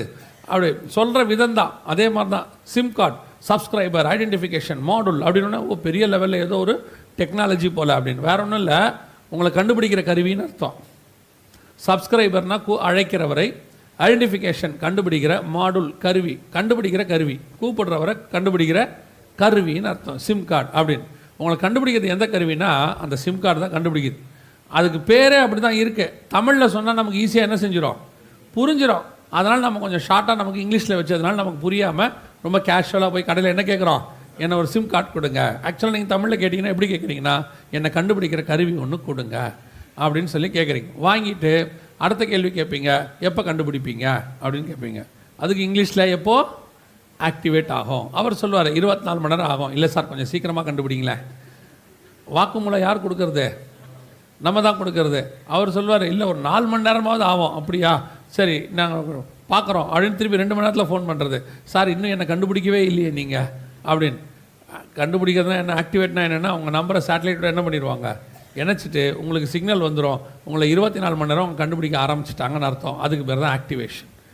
ஸோ உங்களை கண்டுபிடிக்கிற கருவி எதுனா அந்த சிம் கார்டு. நீங்கள் எத்தனை லட்ச ரூபா செல்ஃபோன் வாங்கினாலும் சிம் கார்டு இல்லாவிட்டால் செல்ஃபோன் என்ன செய்யாது? வேலை செய்யாது. ஸோ அந்த கண்டுபிடிக்கிற கருவி என்பது இந்த சிம் இதில் இருக்குது. அதுதான் இப்போ எல்லா அட்டையிலையும் வச்சு கொடுக்குறாங்க. இப்போ உங்கள் ஆதாரில் இன்னும் அதை வச்சு கொடுக்கல, அடுத்து கொடுப்பாங்க. இப்போ அதுக்கு முன்னாடி தான் உங்களை எல்லாத்துலேயும் பழக்கப்படுத்துகிறாங்க. உங்களுடைய ATM card, debit card, credit card, driving licence, அவங்களுடைய ரேஷன் கார்டு, இப்போது ஆர்சி புக்கெல்லாம் புது வண்டிகளுக்கெல்லாம் வருது இல்லை, காருகர்லாம், அதுக்கே பார்த்தீங்கன்னா என்ன வச்சு கொடுத்துட்றாங்க? சிப்பு வச்சு கொடுத்துட்றாங்க. எல்லாத்துலேயுமே இந்த சிப்பு இருக்குது. இப்போ கொஞ்சம் கொஞ்சமாக உங்களை சிப்பை வந்து என்ன செய்கிறாங்க? ப்ராக்டிஸ் பண்ணுறாங்க. நீங்கள் தொலைக்காமல் அதை வச்சுக்கிறதுக்கு கடைசியாக என்ன பண்ணுவாங்கன்னு கேட்டிங்கன்னா ஆதார்லேயும் வச்சு கொடுத்துருவாங்க. அதுக்கப்புறம் இந்த ஆதாரை நீங்கள் எல்லா இடத்துக்கும் எடுத்துகிட்டு போகணுன்னு ஒரு கட்டளை போடுவாங்க. அது ஏன் போடுவாங்க, எப்படி போடுவாங்கன்றதை உங்களுக்கு நான் கடைசியாக சொல்கிறேன். கண்டிப்பாக கட்டளை போடும்போது நீங்கள் போகிற இடங்கள்லாம் உங்கள் நம்பரை போட்ட உடனே நீங்கள் எங்கே போயிட்டுருக்கீங்க, ரோட்டில் எங்கே போயிட்டுருக்கீங்க, எந்த இடத்துல நடந்து போயிட்டுருக்கிறீங்க, உங்கள் கையில் என்ன சாப்பிட்டுக்கிட்டு இருக்கிறீங்க, என்ன வச்சுருக்கிறீங்கன்ற வரைக்கும் பார்ப்பாங்க. இல்லை நீங்கள் அப்படிலாம் செய்ய முடியாது, நீங்கள் ரொம்ப ஓவராக சொல்கிறாரு அப்படின்னு சொன்னீங்கன்னா, இது இப்போ சைனாவில் நடக்கிறது. கவனிங்க, சைனாவில் ரோட்டில் நடந்து போகிறவங்கள எப்படி கண்காணிக்கிறாங்க பாருங்கள். இது ரோட்டில் இருக்கிற ஒரு வாகனம், அதோடைய நம்பர் இப்போ எவ்வளோ அது பாருங்கள். அந்த ரோட்டில் அது எங்கே இருக்குதுன்னு மட்டும் பாருங்கள், எவ்வளோ க்ளோஸாக வாட்ச் பண்ணியிருக்கிறாங்க பாருங்கள். இது அந்த சிட்டிக்கு மேலே இருக்கிற ஒரு சேட்டிலைட், அந்த சிட்டிக்கு மேலே இருக்குது. இப்போ எங்கேருந்து பார்க்குது பாருங்கள். இந்த சிட்டியவே 360 டிகிரியில் அது மொத்தமாக பார்க்கும். இங்கே பாருங்கள், ஃபுல்லாக டோட்டல் சிட்டியுமே கங்க நம்பர்னு வச்சுக்கோங்க. போட்ட உடனே அது எவ்வளோ க்ளோஸாக வந்து உங்களை வாட்ச் பண்ண போகுது பாருங்கள். கிட்ட வர வரைக்கும் உங்களுக்கே தெரியாது, அவ்வளோதான். கிட்ட வந்து க்ளோஸாக உங்கள் கார் நம்பரையோ உங்கள் 2 வீலர் நம்பரையோ ஏன் உங்களையோ வாட்ச் பண்ண முடியும். ஒருவரும் தப்பி போகாத காலம் ஒன்று வருகிறதுன்னு வேதம் சொன்ன காலம் வந்துருச்சு. மத்திய 24:22 நம் கண்களுக்கு முன்பாக நிறைவேறி விட்டது. உலகத்திலேயே அதிக சிசிடிவி கேமரா உள்ளதான ஒரு சிட்டி எதுனா லண்டன் சிட்டி. ஆமாம், ஜனங்களை சிசிடினா க்ளோஸ் சர்க்கியூட், கிட்ட வாட்ச் பண்ணுறது லண்டன். அதில் அமெரிக்காவில் பார்த்தீங்கன்னா எந்த ஒரு குடிமகனும் வீட்டை விட்டு வெளியே வந்துட்டானா 12 செகண்டுக்குள்ளே ஏதாவது ஒரு கேமராவில் இருப்பார். வீட்டை விட்டு வெளியே வந்தாச்சுன்னா 12 செகண்டுக்குள்ளே ஏதாவது ஒரு கேமராவில் இருப்பார். ஷாங்காயில் எந்த ஒரு திருடனையும் 20 நிமிஷத்துக்குள்ளே கண்டுபிடிச்சிருவாங்க. அவன் திருடனோ ஏதோ ஒன்று அவன் வடிட்டானா அடுத்த 20 நிமிஷத்துக்குள்ளே அவன் எங்கே இருக்கிறான்னு கண்டுபிடிச்சிருவான். இப்போ நான் சொல்கிறதெல்லாம் இப்போ நடந்து கொண்டு இருக்கிற சம்பவம் பூமியில். இது எல்லாத்தையும் தாண்டி உலகத்திலேயே அதிகமான மக்களை கண்காணிக்கிற நாடு எதுனா இந்தியா தான் கண்காணிக்குது. 140 கோடி ஜனங்களை கண்காணிப்பதற்கு ஃபேஸ் ரெக்கக்னைசேஷன் சிஸ்டம் அப்படின்னு சொல்லுவாங்க. அதாவது உங்களுடைய முகத்தை வைத்து உங்களை என்ன செய்வாங்க, கண்டுபிடிப்பாங்க. 16 நாடுகள்கிட்ட கொட்டேஷன் வாங்கி இந்தியா இப்பொழுது எல்லா குடிமக்களுடைய ஃபோட்டோஸையும் இப்போ என்ன பண்ணிகிட்டு இருக்கிறாங்க, அப்டேட். அதனால தான் இப்போ சொல்கிறாங்க ஆதாரில் உங்கள் ஃபோட்டோஸை என்ன பண்ணணும், அப்டேட் பண்ண. உங்களுக்கு மெசேஜெலாம் வர தொடங்கிருச்சு. அடுத்த வருஷம் பர்த்டேக்குள்ளே ஒவ்வொருத்தருக்கும் உங்களுடைய ஃபோட்டோஸை என்ன செய்யுங்க, அப்டேட் பண்ணுங்கன்றாங்க. காரணம் என்னென்னா நியூ ஃபோட்டோஸ் உள்ளே கொண்டு வரணும், உங்களுடைய ஃபேஸை வந்து ரெக்கக்னைஸ் பண்ணுறதுக்கு. இப்போ எல்லா இடங்களிலும் சிசி கேமரா. இந்தியாவிலே தமிழ்நாடு தான் அதிக சிசிடிவி கேமரா உள்ள மாநிலம். இப்போ நம்ம அத்தனை பேரையும் கண்காணிப்பதற்கு இவங்க கண்காணிக்க போகிறாங்கலாம் கிடையாது. இவங்களை பொறுத்த வரைக்கும் இவங்க நாட்டோடைய சேஃப்டிக்காக பண்ணுறாங்க. இவங்களுக்கு பைபிளில் உள்ளதெல்லாம் எதுவுமே தெரியாது. இந்த கடைசி காலத்தில் ஒரு ஆவி அப்படி கிரியை செய்யும். கடைசி கால ராஜ்யத்துக்கு என்று உலகத்தை தயார்படுத்தும் அந்தி கிறிஸ்துவின் ஆவி. அந்த ஆவி இப்போ ரெடி பண்ணிக்கிட்டு இருக்குது எல்லாத்தையும். இவங்க வேறொரு காரணத்துக்காக செய்கிறாங்க. ஆனால் இது பயன்பட போவது எதுக்காக, வேறொரு காரியத்துக்காக பயன்படும். அப்போ அத்தனை பேரும் 24 மணி நேரமும் தப்பி போகாதபடிக்கு கண்காணிக்கிற வேலை செய்து முடிக்கப்பட்டாகி விட்டது. அதில் ஒரு பார்ட்டு தான் உங்கள் கையில் கொடுக்கப்படுகிற சிப். அதாவது உங்ககிட்ட கொடுக்கப்படுகிற அட்டைகளில் எல்லாத்துலேயும் இந்த சிப்பு வச்சு கொடுத்துக்கிட்டே இருக்காங்க. வெகு சீக்கிரத்தில் உங்கள் ஆதார் அட்டையும் சிப்பு வச்சு கொடுப்பாங்க. அதுக்கு முன்னாடி ஒரு வேலையை அவங்க செய்வாங்க. என்ன செய்வாங்க அப்படின்னு கேட்டிங்கன்னு சொன்னால், எல்லாவற்றையும் அந்த 17ஆவது வசனம் திருப்பி வாசிங்க சொல்கிறேன். வெளிப்பாடு 13:17 திருப்பி வாசிங்க. அந்த மிருகத்தின் முத்திரையாவது அதன் நாமத்தையாவது அதன் நாமத்தின் லெக்கத்தையாவது தரித்து கொள்கிறவன் தவிர வேறொருவனும் கொல்லவும் விற்கவும் கூடாதபடிக்கும் செய்தது. இந்த வாங்கவும் விற்கவும் கூடாதபடிக்கு செய்ததுன்னு இருக்கு இல்லையா, இதை செய்யறதுக்கு உங்ககிட்ட ஒரு வேலையை சொன்னாங்க. இப்போ என்ன சொன்னாங்க, எப்படி சொன்னாங்க அப்படிங்கிறத இப்போ நம்ம பார்க்க போகிறோம். உங்கள் யாருக்காவது ஞாபகம் இருக்குதா, ஆதார் நம்பர் ஏன் வாங்க கம்பல் பண்ணாங்க அப்படின்றதுக்காக ஞாபகம் இருக்குதா? ஆதார் நம்பரை ஒரு 8 வருஷம் 10 வருஷத்துக்கு முன்னாடி, இப்போ 2022 முதல்ல இம்ப்ளிமெண்ட் பண்ணது 2008. 8லேருந்து 10க்குள்ளே உங்களை இந்த ஆதார் நம்பரை வாங்க வைக்கிறதுக்கு ஒரு 12-14 வருஷத்துக்கு முன்னாடி என்ன சொல்லி வாங்க வச்சாங்கன்னு ஞாபகம் இருக்குதா? இல்லையா? மறதி ஒரு தேசிய வியாதி இல்லையா? உங்களுக்கு ஞாபகம் இல்லைல்ல? சரி, கவனி. கேஸ் உங்களுக்கு மானியத்தில் தான் கொடுக்குறாங்க தெரியுமா? இப்போ இல்லை, முன்னாடி மானியத்தில் தான் கொடுக்குறாங்க. அப்படி கொடுக்கும்போது உங்களுக்கு தொடர்ந்து மானியத்தில் கேஸ் வேணும்னா நம்மளாம் என்ன வாங்கணும், ஆதார் நம்பர் வாங்கணும்னு ஒரு அனௌன்ஸ்மெண்ட்டு கொடுத்தாங்க. அப்போ வந்து கேஸ் விலை வந்து 400 ரூபாய் தான். மானியத்தில் வாங்கினா 200 ரூபாய். அந்த காசை கவர்மெண்ட் என்ன செஞ்சிடும், உங்களுக்கு கொடுத்துரும். ஸோ இது யாருக்கு கொடுப்பாங்கன்னா, ஆதார் நம்பர் வச்சுருக்கிறவங்களுக்கு தான் கொடுப்பாங்கன்னு ஒரு அனௌன்ஸ்மெண்ட் சொன்னாங்க. நாம் எல்லாருமே அந்த 200 ரூபாய்க்காக தான் என்ன பண்ணோம், ஆதார் நம்பர் வாங்கணும். வேறு நமக்கு அனௌன்ஸ்மெண்ட் அவ்வளோதான். இது வந்து ஒவ்வொரு நாட்டிலையும் ஐடியை வாங்க வைக்கிறதுக்கு ஒவ்வொரு திட்டத்தை அவங்க யூஸ் பண்ணாங்க. நம்ம ஊரில் இதை யூஸ் பண்ணாங்க. அமெரிக்காக்காரனுக்கு வேறு. அமெரிக்காக்காரன்ட்ட என்ன சொன்னாங்கன்னா, அவனுக்கு எல்லாமே இன்சூரன்ஸு, வண்டி இன்சூரன்ஸு, படிப்பு இன்சூரன்ஸு, அப்புறம் வேலை வச்சுருக்க கார் இன்சூரன்ஸு, அவன் பாடி இன்சூரன்ஸு, எல்லாம் இன்சூரன்ஸ். அப்போ என்ன சொன்னாங்கன்னா, நீங்கள் ஐடி நம்பர் வச்சுருந்தா தான் உங்களுக்கு என்ன உண்டு, இன்சூரன்ஸு, அது பல லட்சம் அப்படின்னு. ஒன்று அமெரிக்காரன் எல்லாம் பயந்து என்ன வாங்கிட்டான், ஐடி வாங்கிட்டான். இதில் அமெரிக்காக்காரன், இங்கிலாந்துக்காரங்க, ஜப்பான்காரங்கலாம் கணக்கே கிடையாது. அத்தனை பேரையும் வாங்க வச்சாங்க. ஒவ்வொருத்தருக்கும் ஒரு காரணத்தை சொல்லி வாங்க வச்சாங்க. அவனுக்கு பல லட்சம், நமக்கு வெறும் 200 ரூபாய் தான். நம்மக்கிட்ட என்ன சொன்னாங்கன்னா, உங்களுக்கு கேஸ் மானியம் கிடையாது அப்படின்னு. நம்ம வரிசையில் நின்று என்ன பண்ணிட்டோம், ஆமாம் வாங்கும் போது நம்ம கிட்ட ஒரு 4 பேஜ் கொடுத்தாங்க ஆதார் வாங்கிறதுக்கு.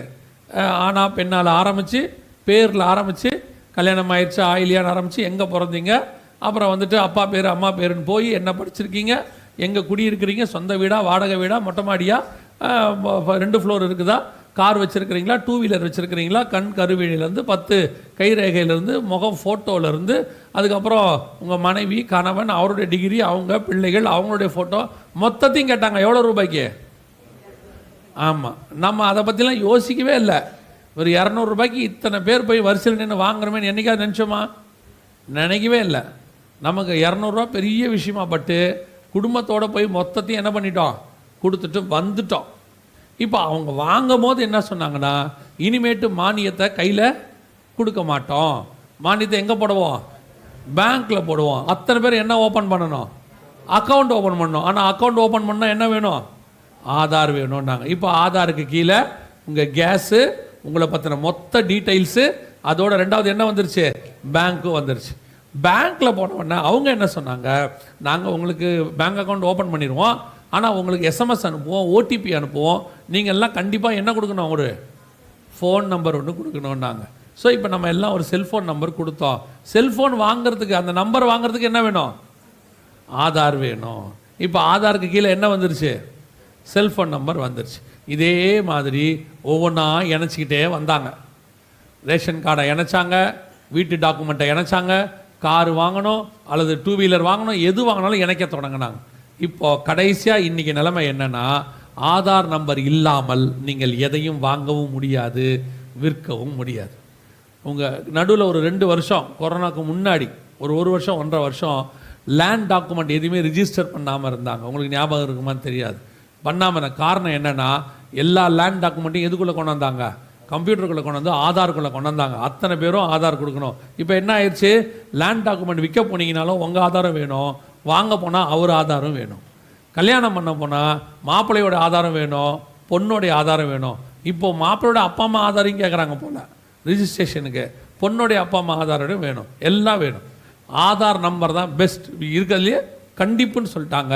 இப்போ 17 வெளிப்படுத்தல் 13, 17 100% ஆம் என்றும் ஆமேன் என்றும் நிறைவேறி விட்டது. வாங்கவும் விற்கவும் கூடாதபடிக்கு செய்தது என்பது நம்ம கண்ணுக்கு முன்னாடி நடந்துகிட்டு இருக்கு. அதான் நான் எப்போவுமே சொல்வேன், நேற்றும் பார்த்தோம், இப்போவும் பார்க்குறோம், நாளைக்கும் பார்ப்போம். இன்னும் இது மாதிரி எவ்வளவோ செய்திகள் இருக்கு. ஆனால் இவ்வளோ விஷயங்கள் நடக்குதுங்கிற உணர்வு மட்டும்தான் நமக்கு இல்லை. இப்போ கையிலே நிறைவேறிட்டு இருக்கு. ஆதாரங்கிறது கையில் நிறைவேறிக்கிற ஒரு விஷயம். இது இல்லாமல் வாங்கவும் விற்கவும் முடியாதுன்ற இடத்துக்கு நம்ம வந்து பழகிட்டோம். ஆனால் யோசிச்சு பாருங்க, இது வெளிப்படுத்தல் 13, 17 தீர்க்க தரிசனம் நிறைவேறுதல். நான் வந்து இப்போ அதுக்குள்ளே தான் இருக்கிறேன், மாட்டி இருக்கிறேன். உங்களுக்கு ஏதாவது தோணுதா? உணர்வு ஏதாவது வருதா? உணர்வே நமக்கு வராது. நம்ம ஆஸ் யூஷுவல் ஆகிட்டோம். எங்கே போனாலும் ஆதார் நம்பர் போகும்போது நம்மளே கேஷுவலாக கேட்குறோம். இப்போ ஆதார் அட்டை எடுத்துக்கிட்டிங்களா? அங்கே போனோன்னா ஆதார் கேட்பாங்க. இப்போ நம்ம அந்த அளவுக்கு எப்படி ஆகிட்டோம்? நம்மளை பிடிச்சிருக்கிற விஷயத்தையே பிடிச்சிருக்குன்னா விரும்புறது இல்லை. என்ன ஒன்று லாக் பண்ணியிருக்குது, அது என்ன லாக் பண்ணியிருக்குன்னா எனக்கு தெரியல. அதை தான் இயேசு சொல்கிறாரு. நோவா காலத்தில் ஜனங்க எப்படி இருந்தாங்களாம்? வெள்ளம் வந்து வாரிக்கொண்டு போகும் அளவும் உணராது இருந்தார்கள். அவங்களுக்கு அந்த உணர்வே இல்லையாமா. இப்போ அதே தான் நான் சொல்கிறது. சபைக்குள்ளே உட்காந்துருக்கிறவங்களுக்கு, உலகத்தாருக்கு தெரியாது. அவங்களுக்கு அது டெக்னாலஜி, அவங்களுக்கு அது பாதுகாப்பு, அவங்க வேலையை அவங்க செய்கிறாங்க. சபையில் இருக்கிறவங்களுக்கு எனக்கு தெரியணுமே. 17வது வசனம் நிறைவேறுது, என்னை பிடிக்க தொடங்கிட்டாங்க, எனக்கு நம்பர் கொடுத்துட்டாங்க, 666க்குள்ளே வந்துட்டோம். இது இல்லாமல் வாங்கவும் விற்கவும் கூடாதபடிக்கு நடக்குது. இப்போ எங்கே போனாலும் ஆதார் கேட்குறாங்க, ஒரு பேங்க் அக்கௌண்ட்டில் கேட்குறாங்க, ரினியூவல் பண்ணணுன்னா கேட்குறாங்க, ஒரு ஃபோன் நம்பர் நியூ நம்பர் வாங்கணுன்னா கேட்குறாங்க, ஒரு வாகனம் 2 வீலர் வாங்கணும்னா கேட்குறான். ஒரு நீங்கள் போய் பாருங்கள், ஒரு பேங்க்கில் ஒரு லேண்டு வாங்க போகிறீங்க, எது வாங்க போகிறீங்க, ஒரு கல்யாணம் பண்ண போகிறீங்க, பிள்ளைய ஸ்கூலில் சேர்க்க போகிறீங்க, எல்லாத்துக்கும் ஆதார். கவர்மெண்ட் ஹாஸ்பிட்டலுக்கு, கரெக்ட், கவர்மெண்ட் ஹாஸ்பிட்டலுக்கு அர்ஜென்ட்டுக்கு கர்ப்பத்துக்கு போய் விருதுநகரில் நடந்துச்சு. பிரசவத்துக்கு உள்ளே போனால் நிற்க வச்சுட்டா வாசலில். எங்ககிட்ட அந்த ப்ரூஃபே இருக்குது, பேப்பர் கட்டிங்.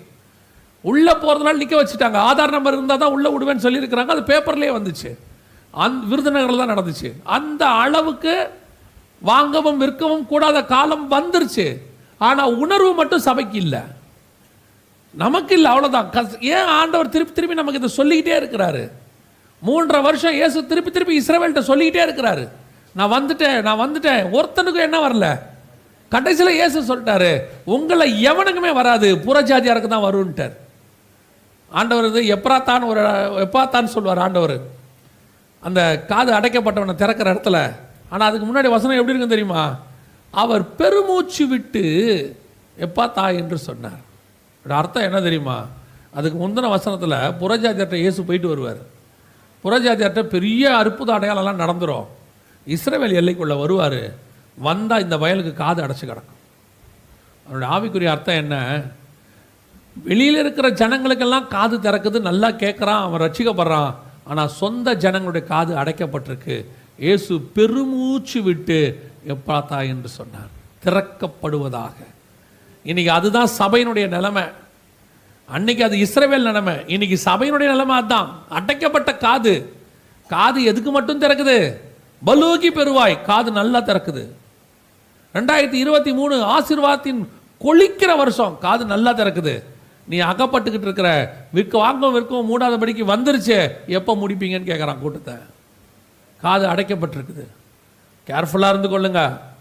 இதுக்கு மேலே ஆண்டவர் எப்படி வந்து சொல்லுவாருன்னு தெரியாது. உங்கள் சபைக்கு உங்களுக்கு வந்து கர்த்தர் சொல்லிக்கிட்டு இருக்கிறார். இது எங்கேயோ வந்து இல்லை. இதில் 2 முக்கியமான விஷயம் இருக்குது. ஒன்று, வந்து கர்த்தர் சொல்கிறாருன்னா உன்னை கர்த்தர் நேசிக்கிறாருன்னு அர்த்தம். வந்து உங்கள்கிட்ட சொல்கிறாரு. எத்தனையோ பேர் உலகத்தில் இருந்தபோது இஸ்ரவேலுக்கு வந்து சொன்னார். அவனை நேசித்ததுனால தான் வந்து சொன்னார். 2, எவனிடத்தில் அதிகமாய் கொடுக்கப்படுகிறதோ அவனிடத்தில் அதிகமாயும் கேட்கப்படும்.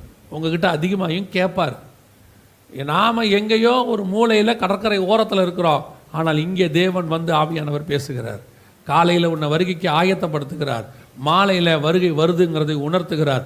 இதுக்கு அப்புறமும் உனக்கு உணர்வு வரலன்னு வச்சுக்கோங்க, இதுக்கப்புறமும் ஆயத்தம் வரலன்னு வச்சுக்கோங்க, அதுக்கப்புறம் கர்த்தர் சொல்வார், தூசியை தட்டி விட்டுட்டு போயிருன்றவார். இதுதான் இன்னைக்கு நடக்குது கண்களுக்கு முன்பாக. வெளிப்படுத்தல் 13:17 100% வாங்கவும் விற்கவும் கூடாதபடிக்கு காலம் வந்துருச்சு. இப்போ என்ன பண்ணுவாங்க? இது நாங்கள் முன்னாடியே எதிர்பார்த்தது. நாங்கள் வந்துச்சு, கவர்மெண்ட்லேயும் வந்தது. அது இப்போ நிறைவேற போகுது. அடுத்து என்னன்னு கேட்டிங்கன்னா, உங்களை ஒன் கார்டு சிஸ்டமாக மாற்றுவாங்க. இங்கே பாருங்கள், எல்லாத்தையும் மாற்றி ஒன் கார்டு சிஸ்டமாக மாற்றுவாங்க. இப்போ அந்த ஒன் கார்டு சிஸ்டம் தான் வந்திருக்குது. ஒரு நாடு ஒரு கார்டு திட்டம். ஒரு நாடு ஒரு கார்டு திட்டம். இந்தியா முழுக்க இருக்கிற எல்லா அட்டையும் இணைச்சிருவாங்க. எல்லா அட்டையும் இணைச்சிட்டு ஒரே அட்டையாக மாற்றிடுவாங்க. இனிமேட்டு உங்களுடைய ஆதாருக்கு கீழே இருக்கிற எல்லா அட்டையும், இப்போவே உங்கள்கிட்ட எத்தனை அட்டை இருக்குதுன்னு பாருங்களேன். இந்த மாதிரி நிறைய அட்டை உங்கள்கிட்ட இருக்கும். ஆதாருக்கு கீழே இவ்வளோ அட்டைகள் உங்கள்கிட்ட இருக்குது. இப்போவே ரேஷன் அட்டை இருக்குது, ஆதார் அட்டை இருக்குது, உங்களுடைய பேன் கார்டு இருக்குது, அப்புறம் உங்களுடைய டிரைவிங் லைசன்ஸ் இருக்குது, உங்களுடைய ஆர்சி புக் இருக்குது, உங்களுடைய எலக்ட்ரிக் பில் கார்டு இருக்குது. இப்போ எலக்ட்ரிக் பில் கார்டு ஆதாரோட இணைக்க சொல்லியிருக்கிறாங்களா? சொல்லியாச்சு தானே? இப்போ எல்லாம் ஆதார் கீழே இருக்கும். ஏன் இதெல்லாம் திடீர்னு இப்படி சொல்கிறாங்க? அத்தனை இணைச்சி முடிக்கும் போது ஒரு ஆதாருக்கு கீழே தான் எல்லாம் இருக்குது. அப்புறம் இதெல்லாம் வேணாம், இந்த ஆதாரை போட்டாலே இவ்வளோ டீட்டெயிலும் வந்துடுவாங்க. புரியுதா உங்களுக்கு? ஆதாருக்கு கீழே இவ்வளோ டீட்டெயிலையும் அவங்க ஃபீட் பண்ணிட்டாங்க கம்ப்யூட்டர்லன்னா, அதுக்கப்புறம் உங்ககிட்ட இருக்கிற எந்த அட்டையுமே தேவையில்லை, ஒரு ஆதார் அட்டை போதும். இந்த ஆதார் நம்பரை கொண்டு போய் நீங்கள் இ-சேவை மையத்திலையோ எங்கேயோ ஏடிஎம் மிஷின் மாதிரி தான் வச்சுக்கோங்களேன், ஏதோ ஒரு இடத்துல அவங்க ஸ்வைப் பண்ணுறாங்க, உங்களை காட்ட சொல்கிறாங்கன்னா, ஸ்கேன் பண்ணாங்கன்னா ஆட்டோமேட்டிக்காக உங்களுடைய எல்லா டீட்டெயிலும் வந்துடும். நீங்கள் ஆதாருக்கு கொடுத்த டீட்டெயில் இல்லாமல், பேங்க் டீட்டெயில் இல்லாமல், இபி டீட்டெயிலு, உங்களுடைய கார் வச்சுருக்கீங்களா, நீங்கள் வந்து என்ன ஆர்சி புக்கு, உங்களுடைய டிரைவிங் லைசன்ஸு எல்லாம் வந்துடும். இதுக்கு பேர் தான் ஒன் கார்டு சிஸ்டம்.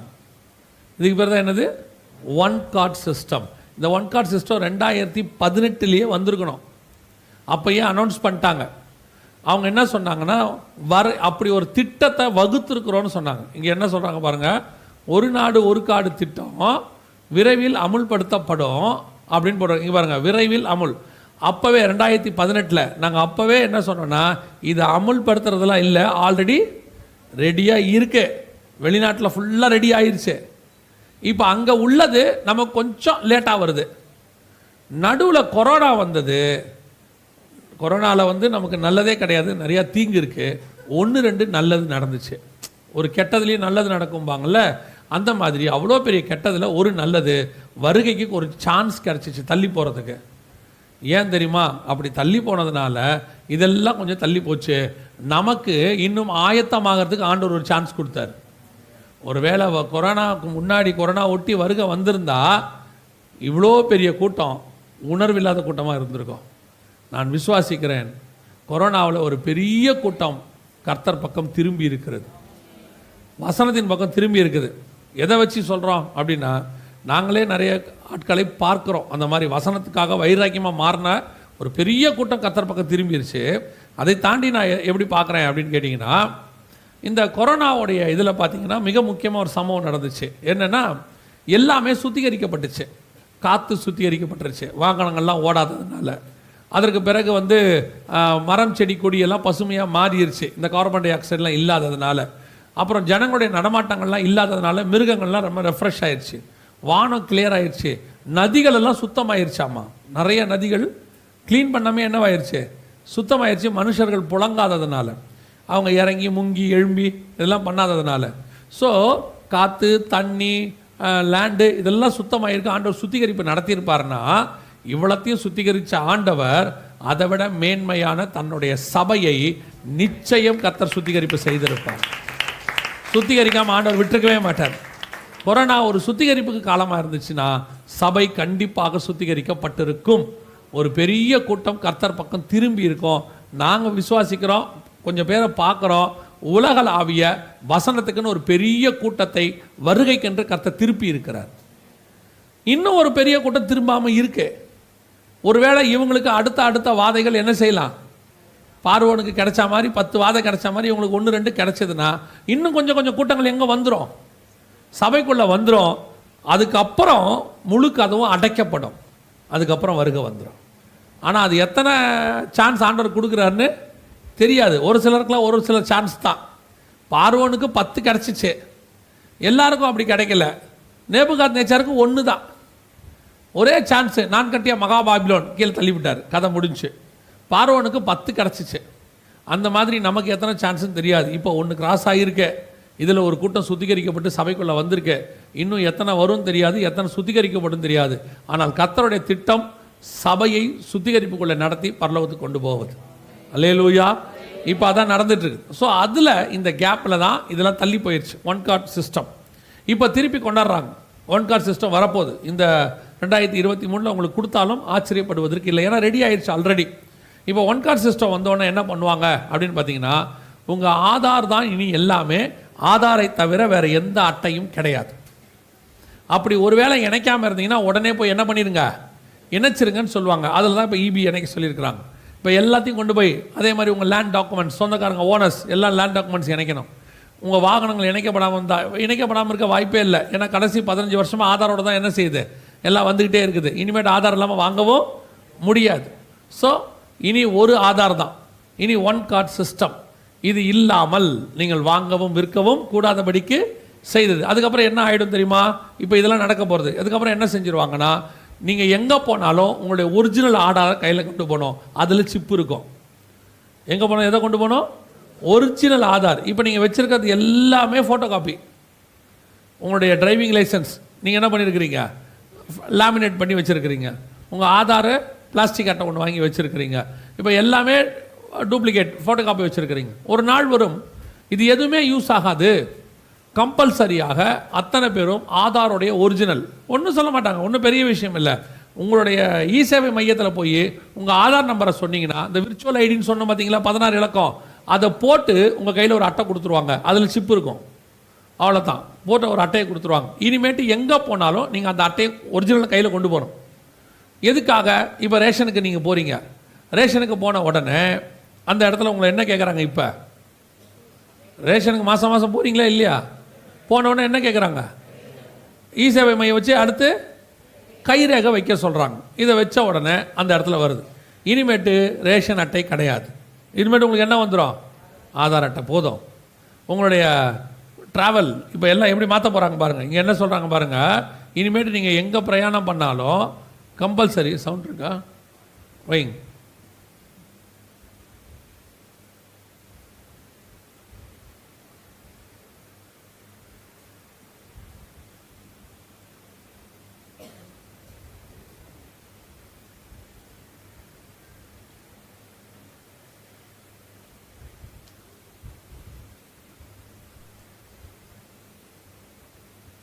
செக் பண்ணிங்களா?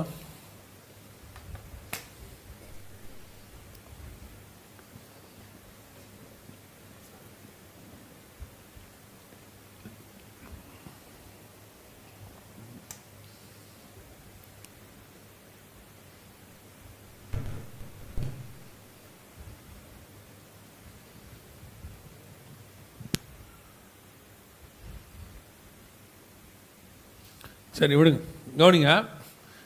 இதில் என்ன சொல்கிறாங்க அப்படின்னு கேட்டிங்கன்னு சொன்னால், இனிமேட்டு நீங்கள் எங்கே ஃப்ளைட்டில் போனாலும் என்ன பண்ணாலும் கம்பல்சரி ஆதார் நம்பர் இருந்தால் தான் டிக்கெட்டு.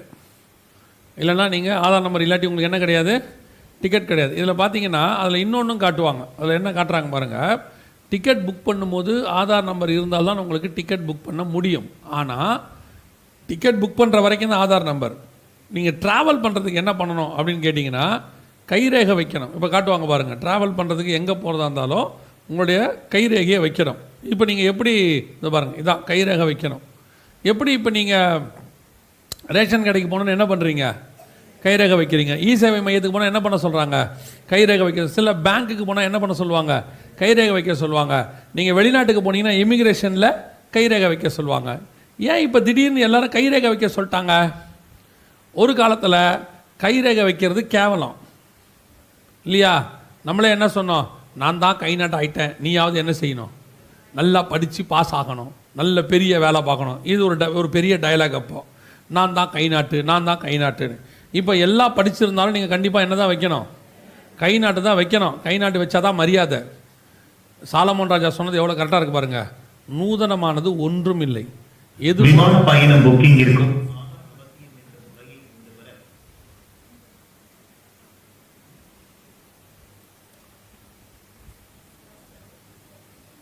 இப்படி தான் வருகையிலும் இருக்கும். எக்காலம் ஊதுற போது நிறைய பேருக்கு கேட்காது. நம்மலாம் போன பிறகு ஒரு கூட்டத்துக்கு சவுண்டாக இருக்கும். ஓகேவா? ரைட், கவனிங்க, நீங்கள் சவுண்டு. ஓ, அது அங்கே மட்டும்தான் கேட்கும் போல்.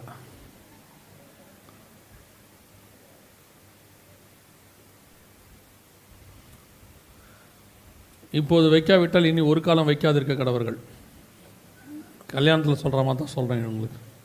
சரி விட்டுருங்க, தயவு செய்து 2 பேரும் கவனிங்க. சவுண்ட் வைக்காதீங்க, நான் சொல்லும் போது மட்டும் வைங்க, இப்போ வைக்க விடாதீங்க. கவனிங்க. அப்போது இனி எங்கே போனாலும் கைரேகை வைக்கிறது நமக்கு என்னவா மாறிடுச்சு, கம்பல்சரி ஆக்கிட்டாங்க. இப்போ என்ன பண்ண போகிறாங்க அப்படின்னு கேட்டிங்கன்னா, இனிமேட் நீங்கள் எந்த இடத்துக்கு ஃப்ளைட்டில் போனாலும் கம்பல்சரி என்னவாயிடும், கைரேகை வைக்கணும், நம்பர் வேணும். 2 வேணும். ஒன்று புக் பண்ணுறதுக்கு என்ன வேணும், நம்பர் வேணும். இன்னொன்று கைரேகை வேணும். வெளிப்படுத்தல் 13, 16, 17 அவ்வளோதாங்க. வசனம் நிறைவேறி முடிஞ்சிருச்சு. அது சிறியோர் பெரியோர் ஐஸ்வர்யவான்கள் தரித்திரர் சுயாதீனர் அடிமைகள் இவர்கள் யாவரும் தங்கள் தங்கள் வலது கைகளிலாவது நெற்றிகளிலாவது ஒரு முத்திரையை பெறும்படிக்கு அந்த மிருகத்தின் முத்திரையாவது நாமத்தையாவது நாமத்தின் லக்கத்தையாவது தரித்து கொள்கிறவன் தவிர. அவ்வளோதான், முடிஞ்சிருச்சு. எவ்வளவு தெளிவாக 1900 வருஷத்துக்கு முன்னாடி பைபிளில் உள்ளது. நம்ம காலத்தில் நம்ம கண்ணுக்கு முன்னாடி கை வைக்கிறதும் நம்பரும் வந்து சேர்ந்துருச்சு. அதுவும் நீங்கள் வெளியே ட்ராவலே பண்ண முடியாது. ஒருவேளை நான் இதில் போகல, ஃப்ளைட்டில் போகல, நான் எதுக்குங்க ஃப்ளைட்டில் போகிறேன், எதாக இருந்தாலும் நான் போய் ட்ரெயின் ஏறி போயிடுறேன்னீங்கன்னா கீழே அதையும் கொடுத்துட்டாங்க பாருங்கள். ட்ரெயினில் போகிறதா இருந்தாலும் இனிமேட்டு உங்களுக்கு என்ன வேணும், ஆதார் நம்பரும் கைரேகையும் வேணும். இப்போ என்ன பண்ணுவாங்கன்னு கேட்டிங்கன்னா, இப்போ நீங்கள் ரேஷன் கடைக்கு போனீங்கன்னா ஒரு சின்ன இன்ஸ்ட்ருமெண்ட் வச்சுருக்கிறாங்களா, ஒரு விரல் மட்டும் வைக்கிற மாதிரி, அதே மாதிரி டிடிஆர் பாக்கெட்டில் ஒன்று வச்சுருப்பார். நீங்கள் போய் ஏறின உடனே கைரேகை வைக்க சொல்லுவார். நீங்கள் கைரேகை வச்ச உடனே அவருடைய கையில் உள்ள ஃபோனில் இந்த கைரேகைக்கு உரியவருடைய நம்பரு எல்லாம் வரும். உங்கள் டிக்கெட் நம்பரும் இதுவும் கரெக்டாக இருக்கான்னு பார்ப்பாங்க, சார்ட்டு. இல்லைன்னா உங்களை அப்படியே பிடிச்சி ஃபைன் பிடிச்சி உள்ளே போட்டுருவாங்க. ஸோ நீங்கள் கைரேகையும் நம்பரும் இருந்தால் தான் ட்ராவல் பண்ண முடியும். சரி, அடுத்து இப்போ நீங்கள் சொல்கிறீங்க கார்லேயும் போகலிங்க, இதுலேயும் போகலிங்க, ட்ரெயின்லேயும் போகல, விடுங்க, நான் எல்லாத்துலேயும் எப்படி போய்க்கிறேன், பஸ்ஸுலேயோ கார்லேயோ போய்க்கிறேன். நாங்கள் உங்களை அப்படிலாம் விட்டுற மாட்டோம். அப்படி டோன்ட் வரி. அதுக்கு தான் டோல்கேட் போட்டு வச்சுருக்கிறோம். எல்லா பக்கமும் டோல்கேட் இருக்குது. அத்தனை டோல்கேட். இப்போ என்ன சொல்லியிருக்காங்க பாருங்கள், டோல்கேட் ஃபுல்லாக சவுண்ட் இருக்கா, வருமா, படமே போயிடுச்சு. சவுண்டு கேட்டால் படம் போச்சு. விமான பயணம் புக்கிங்கிற்கும் ஆதார் அவசியம் என்ற முறையை கொண்டு வர விமானம் இல்லை. இப்போ நீங்கள் என்னமோ பண்ணீங்க, இங்கே அது வைக்காதீங்க. அவர் என்னமோ பண்ணாரு, நீங்கள் வச்சோன்னா போயிடுச்சு. ஃபஸ்ட்டில் அது வைங்க.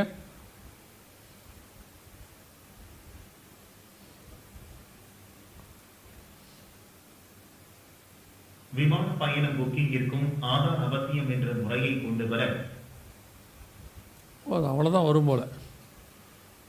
சரி, ரைட். இது பாருங்கள், இது என்ன சொல்கிறாங்க பாருங்கள். இது என்ன சொல்கிறாங்கன்னா, இன்னும் 2 ஆண்டுகளில் வேணாம் விட்டுருங்க தயவுசெய்து, இன்னும் 2 ஆண்டுகளில் சுங்கச்சாவடிகளே இருக்காது. அப்படின்னா என்ன அர்த்தம்? டோல்கேட்டில் தூக்கிடுவாங்களான்னா இல்லை. அதில் என்ன சொல்கிறாங்கன்னா, அந்த அம்மா சொல்கிறத நானே உங்களுக்கு சொல்கிறேன். சுங்கச்சாவடிக்கு பதிலாக உள்ளே இருக்க ஆள்லாம் இருக்கார்ல ஒருத்தர் கலெக்ட் பண்ணுறதுலாம், அதெல்லாம் எதுவுமே இருக்காது. நீங்கள் போனால் ஃபுல்லாக சேட்டலைட்டோட கனெக்டாக இருக்கும். எப்படி உங்கள் ஏடிஎம் மிஷின் கனெக்ட் ஆகிருக்குது அந்த மாதிரி எல்லா சுங்கச்சாவடி இந்தியா முழுவதும் ரஷ்யா கம்பெனி கொடுத்துருக்காங்க வேலை, அவங்க வேலை பார்த்துட்டு இருக்கிறாங்க. என்ன பண்ணிடுவாங்க அப்படின்னு கேட்டிங்கன்னா, எல்லா சுங்கச்சாவடியும் சேட்டலைட்டோட கனெக்ட் ஆகிருக்கும். உங்கள் காரு போகும்போது முன்னாடி இருக்கிறவர் பின்னாடி இருக்கிறவர் முன்னாடி நம்பர் பிளேட்டு பின்னாடி நம்பர் பிளேட்டு ஃபோட்டோ எடுத்துரும். உள்ளே இருக்கிற ஆள் அத்தனை பேரையும் ஸ்கேன் பண்ணிவிடும். அதோட உங்கள் காரு, நீங்கள், உங்கள் டிரைவிங் லைசன்ஸ் எல்லாம் ஒன்றா இணைஞ்சிருக்கும். மொத்தமும் கண்காணிப்பு வளையத்துக்குள்ளே வந்துடும். உங்கள் பேங்க் அக்கௌண்ட்லேருந்து பணம் இருந்தால் தான் உங்கள் வண்டியே கிராஸ் ஆகும், இல்லைன்னா ஆகாது.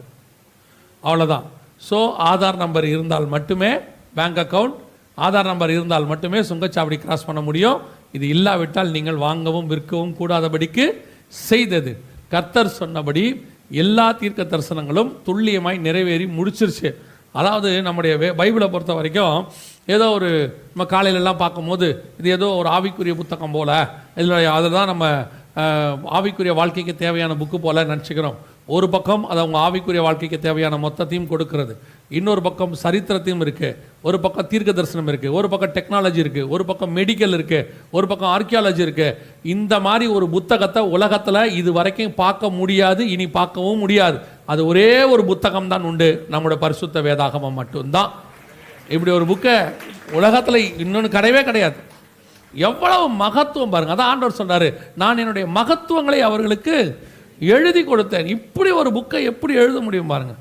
2000 வருஷம் கழிச்சு நடக்கிற டெக்னாலஜியை கூட அவ்வளோ அழகாக எழுதியிருக்கிறாரு. மெடிக்கல் எழுதியிருக்கிறாரு, யுத்தத்தை பற்றி எழுதியிருக்கிறாரு, எல்லாம். அதே நேரத்தில் ஸ்பிரிச்சுவல், உலகத்தை பொறுத்த வரைக்கும் மோர் ஸ்பிரிச்சுவல்னா அவங்க அதோட உலகத்தை பற்றி எதுவுமே அதில் இருக்காது, ப்ராக்டிக்கலாகவே இருக்காது. ஆனால் இதில் ப்ராக்டிக்கல் லைஃப்பும் இருக்கும், எல்லாத்தையும் கொடுத்துருக்கிறாரு. நான் கொஞ்ச காலமாக நான் சொல்கிறது, எந்த புத்தகத்தை படிக்கிறத விட இந்த புத்தகத்தை அதிகமாக படிங்க. உலகத்தில் இருக்கிற எல்லா புக்கையும் படிச்சுட்டு இந்த ஒரு புக்கை நீங்கள் படிக்கலைன்னா பரலோகத்துக்கு போகவே முடியாது. ஒரு வேளை உங்களுக்கு மற்ற புக்கெல்லாம் படிக்கலை, ஒரு புக்கு கூட படிக்கலை, படிப்பறிவே இல்லைன்னு கூட வச்சுக்கோங்க, இந்த ஒரு புக்கை மட்டும் நீங்கள் படிச்சிட்டிங்கன்னா போதும், அது கொண்டு போய் உங்களை பரலோக ராஜ்யத்தில் சேர்த்துறோம். அவ்வளவு மகத்துவம் உள்ளதான் அவங்க கையில் உள்ள வேதம். 2000 வருஷத்துக்கு முன்னாடி கர்த்தர் சொன்னார், 100% நிறைவேறி விட்டது. இப்போ ஒரு சில காரியங்களை மாத்திரம் சொல்லிவிட்டு நான் உங்களுக்கு இந்த 2ஆம் நாள் கூட்டத்தை ஜெபம் பண்ணி முடிக்க விரும்புகிறேன். கவனியங்கள். இப்போ என்ன பண்ண போகிறாங்க, இது இந்நேரம் நடந்திருக்கணும், கொஞ்சம் டிலே ஆகிட்டு இருக்குது, ஆனால் இது இந்நேரம் நடக்கணும். அது கர்த்தர் வச்ச கிருபை தான். 2020 இந்த கொரோனா பீரியடில் மிக முக்கியமான சில காரியங்களை அவர்கள் செய்தார்கள். இப்போ உங்களுக்கு ஒரு காரியம் இது பாருங்கள், இதுக்கு பேர் ஐடி 2020 பேர். இதுக்கு பேர் ஐடி 2020. ஐடி 2020னா என்ன அப்படின்னு கேட்டிங்கன்னா, இது பில்கேட்ஸ் கொண்டு வந்தது. இது என்னது அப்படின்னு கேட்டிங்கன்னு சொன்னால், இது ஒரு வகையான சிப்பு உங்கள் கையில் இப்படி போடுவாங்க, இந்த மாதிரி போடுவாங்க. இப்போ போடுவாங்க பாருங்கள், இது வெளிப்படுத்தல் 13:16 நிறைவேறுதல். எப்படி போட போகிறாங்க பாருங்கள், 30 செகண்ட்ஸில் உங்கள் உடம்புக்குள்ளே வச்சுருவாங்க. இங்கே பாருங்கள், அவ்வளோதான், 30 செகண்டில் உங்கள் உடம்புல வச்சுருவாங்க. இப்போ இது ஆக்டிவேட் ஆகிடும். நீங்கள் 4 மணி நேரம் சிம் கார்டு மாதிரிலாம் கிடையாது. இப்போ அவர் கையில் உள்ள ஸ்கேனரில் பார்க்குறாரு பாருங்கள், அப்படி பார்த்த உடனே அந்த சிப்புக்குள்ளே என்ன இருக்குதுன்றதெல்லாம் அவர் கண்டுபிடிச்சிருவார். இது எப்பத்தியோடைய வீடியோ தெரியுமா? 2010 உள்ள வீடியோ. நல்லா தெரிஞ்சுக்கோங்க, ப்ரூஃபை நான் உங்களுக்கு பின்னாடி 2010ங்கிறத காட்டுறேன். 2010 உள்ள வீடியோ. அப்பத்தில் தான் நாங்கள் சொல்கிறோம், வலது கைக்கும் நெத்திக்கும் முத்திரை என்னவாயிருச்சு, ரெடி ஆகிருச்சு அப்படின்னு சொல்லி. ஆனால் திடீர்னு கொரோனா வந்துச்சு, உலகத்தையே தலைக்கீழே புரட்டி போட்டுச்சு. கொரோனாவுக்கு பின்னாடி நிறைய ரூமர்ஸ் இருக்குது. ரூமர்னால் வதந்தி நிறையா இருக்குது. உருவாக்குனாங்க, லேபில் உருவாக்குனாங்க, மக்கள் தொகையை குறைக்கிறதுக்கு கொண்டாந்தாங்க. இப்படி பலருக்கு பலவிதமான கருத்துகள். இப்போ நான் ஒன்று சொல்ல போகிறேன், அதை நீங்கள் எப்படி புரிஞ்சுக்கிறீங்கன்றது உங்கள் இஷ்டம். இந்த சிப்பை உருவாக்கியாச்சு. ஆனால் 2014 இப்படி கொரோனா ஒன்று வரப்போகுது, ஒரு வியாதி வரப்போகுதுன்னு பில்கேட்ஸ் சொல்கிறாரு. பில்கேட்ஸ்னால் யாரும் தெரியும்ல? தெரியுமா தெரியாதா? தெரியாதுன்றவங்க கை தூக்குங்க பார்ப்போம், சொல்லிடுவோம். தெரியும், ஒரு 4 பேருக்கு தான் தெரியல. உலகத்திலே நம்பர் 1 பணக்காரராக இருந்தவர், இப்போ இல்லை, இப்போ அவரெல்லாம் தாண்டி போயிட்டாங்க. ஒரு காலத்தில் கம்ப்யூட்டர் மன்னன் அவர் தான், மைக்ரோசாஃப்டோடைய ஓனர், உலகத்தில் நம்பர் 1 பணக்காரராக இருந்தார், இப்போ கிடையாது. அவர் 2014-15 இப்படி ஒரு வியாதி வரப்போகுது, அந்த வியாதிக்கு ரெடி ஆகுங்க, மருந்து கண்டுபிடிங்க, இந்த மாதிரிலாம் சொல்லிவிட்டு அவர் இந்த மாதிரி இது அவர் தான் ஐடி 2020 அப்படின்னு சொல்லி டிஜிட்டல் ஐடி, உங்கள் உடம்புக்குள்ளேயே ஐடி வைக்கிற மெத்தட் சிப்பு ஒன்று வேணும், இதெல்லாம் உங்கள் உடம்புல வைக்கணும். அதை வச்சாச்சுன்னா இனிமேட்டு கொரோனா மாதிரி எந்த வைரஸ் வந்தாலும் கண்டுபிடிச்சிடலாம், அது கண்டுபிடிச்சிரும். அது மட்டும் இல்லை, கொரோனா போட்டால், கொரோனாவுக்கு வேக்சின் போட்டால் அந்த வேக்சின் போட்டாச்சா இல்லையாங்கிறத கண்டுபிடிக்கலாம். இப்படி நிறைய விஷயங்களை இவர் சொல்லிட்டார். ஐடி 2020ன்னு சொல்லி இது நம்ம பண்ண போகிறோம்லாம் அனௌன்ஸ் பண்ணிட்டார். சரி, இவருக்கு ஏன் முன்னாடி தெரிஞ்சிச்சு, இவர் எப்படி இதெல்லாம் தெரிஞ்சுக்கிட்டாருன்ற கேள்வியெலாம் நமக்கு வேணாம், கேட்டால் அதுக்கு பின்னாடி வேறு எங்கேயாவது போகும். ஸோ இப்போ இவர் இதை அனௌன்ஸ் பண்ணிட்டார். இப்போ நாம் கொரோனாவில் என்ன பண்ணோம் அப்படிங்கிறத கவனிக்க போகிறோம். கொரோனாவில் நம்மளை என்ன பண்ண வச்சாங்க அப்படின்னு. கொரோனா வந்துச்சு. கொரோனா வந்த பிறகு திடீர்னு நமக்கு ஊசி இல்லை, மருந்து இல்லை, எதுவுமே இல்லாமல் கிட்டத்தட்ட 1.5 வருஷம் நம்ம அலைஞ்சிக்கிட்டு இருந்தோம், 2021 பாதி வரைக்கும். அதுக்கப்புறம் திடீர்னு வேக்சின் என்னவாயிருச்சு, ரெடி ஆயிருச்சு. ஒரு 5 வகையான வேக்சின், 6 வகையான மருந்துகள் ரெடியாக இருக்குது. இந்த 6ல் நீங்கள் எதை வேணாலும் போடலான்னு உலக சுகாதார மையம் நமக்கு அனௌன்ஸ் பண்ணிச்சு. அதில் இந்திய அரசாங்கம் 2 சொல்லிச்சு. 2ல் நீங்கள் ஃபைசர் போடலாம். அப்புறம் வந்துட்டு கொரோனா வேக்சின் 2 இருக்குது, கோவிஷீல்டு, கோவேக்சின், இதை நீங்கள் போட்டுக்கலாம், இப்படிலாம் சொல்லிட்டாங்க. இப்போ நம்ம ஆட்களுக்கு வந்து கொரோனா வேக்சின் போடுறதுன்றது ஒரு பெரிய விஷயம். ஏன்னு சொன்னால் பயமுறுத்திட்டான். கொரோனா வேக்சின் போட்டால் ஹார்ட் அட்டாக் வரும்னு ஒரு குரூப் சொல்லிருச்சு. கொரோனா வேக்சின் போட்டால் செத்துருவாங்கன்னு. வெளிநாட்டில் ஒருத்தர் சொன்னார், கொரோனா வேக்சின் போட்டால் முதலையாக மாறிடுவோம், இப்படி நிறையா சொல்லி இப்போ இவங்க மைண்ட்லலாம் என்னென்னா வேக்சின் போட கூடாதுன்னு ஒரு குரூப்பு. இதில் எது ஆபத்துன்னு யாருக்குமே தெரியல. அப்போது எல்லாரும் இதை போடலாமா வேணாமா இப்படி யோசிச்சு ஒரு குரூப்பு போடுது, ஒரு குரூப்பு போடலை. இன்னுமே உலகத்தில் அமெரிக்காவில் வந்து 30% பேர் போடலையாமா வேக்சின். அவங்க நாட்டில் போட மாட்டோன்னு அடம் பிடிக்கிற குரூப் ஒன்று இன்னும் இருக்கே, அப்படி கிடக்கு. அது இருக்கட்டும். இப்போ இப்படி நடந்துக்கிட்டே இருக்கும்போது நம்மால் ஒருத்தர் நமக்கு சொல்கிறாரு, பாஸ்டர் வேக்சினே போடாமல் வேக்சின் போட்டால் மாதிரிலாம் சர்டிஃபிகேட் வாங்கிடலாம் தெரியுமா அப்படின்னு. இப்போ இவருக்கு கொரோனா வேக்சின் தான் பிரச்சனை, எது பிரச்சனை இல்லை, சர்டிஃபிகேட் பிரச்சனை இல்லை. இவருக்கு என்ன வேணும், இப்போ இவருக்கு சர்டிஃபிகேட் வேணும். சர்டிஃபிகேட் இருந்துட்டால் போதும், நாம் எல்லா இடத்துக்கும் என்ன செஞ்சிடலாம், எல்லா வேலையும் ஆட்டோமேட்டிக்காக நடக்கும், ஆஃபீஸ் போயிடலாம். ஆனால் கொரோனா இன்ஜெக்ஷன் மட்டும்தான் போடக்கூடாது அப்படிங்கிறது அவருடைய மைண்ட் செட். அப்போ எல்லாருடைய மைண்ட்லேயும் கொரோனா வேக்சின் தான் ஆபத்து, சர்டிஃபிகேட் ஆபத்து இல்லைன்னு மனசில் பதிஞ்சிருச்சு. அதுதான் அவங்க செஞ்ச பெரிய விஷயம். உங்களை ஒரு ஃபோர்ஸ் ஒன்று பண்ணாங்க பாருங்கள். வேக்சின் இருக்கிறவங்க தான் வேலைக்கு வரணும், சர்டிஃபிகேட் இருக்கிறவங்க தான் வேலைக்கு வரணும், வேக்சின் போட்டவங்களுக்கு தான் ஷாப்பிங் மால் போகலாம், வேக்சின் போட்டவங்க தான் ட்ராவல் பண்ணலாம், வேக்சின் போட்டவங்க தான் என்ன செய்யலாம், எல்லா இடத்துலையும் கூடலாம், வேக்சின் போடாதவங்க சர்ச்சுக்கு வரக்கூடாது, வேக்சின் போடாதவங்க அங்கே வரக்கூடாது, இப்படின்னு ஒன்று சொல்ல சொல்ல சொல்ல நம்ம ஆளுக்கு இப்போ எது முக்கியமாக போயிடுச்சு, சர்டிஃபிகேட்டு முக்கியமாக போச்சு. இவனை பொறுத்த வரைக்கும் வேக்சின் பிரச்சனை இல்லை, வேக்சின் சர்டிஃபிகேட் தான் பிரச்சனை. ஆனால் உண்மையிலேயே பிரச்சனை வேக்சினான்னு தெரியாது எனக்கு, ஆனால் வேக்சின் சர்டிஃபிகேட் பெரிய பிரச்சனை. என்ன பண்ணுச்சு, உங்களை வேக்சின் சர்டிஃபிகேட்டை எதோட இணைச்சாங்க, ஆதாரோட இணைச்சாங்க. ஆதாரோட இணைச்சிட்டு இதை உங்கள் உடம்புலையே வைக்கிறதுக்கான ஒரு வேலையை ரெடி பண்ணி வச்சுருக்குறாங்க. இப்போ என்ன பண்ணுவாங்க, திடீர்னு ஒரு அனௌன்ஸ்மெண்ட் கொடுத்தாங்க இல்லையா, வேக்சின் போட்டவங்க மட்டும்தான் எங்கே வரணும், வெளியே வரணும், வேக்சின் போட்டவங்க தான் ஆஃபீஸ் வரணும், வேக்சின் போட்டவங்களுக்கு தான் கவர்மெண்ட்டில் வேலை செய்யணும், இல்லைன்னா கிடையாது, கம்பல்சரி போட்டு அத்தனை பேருக்கும் இந்த சர்டிஃபிகேட்.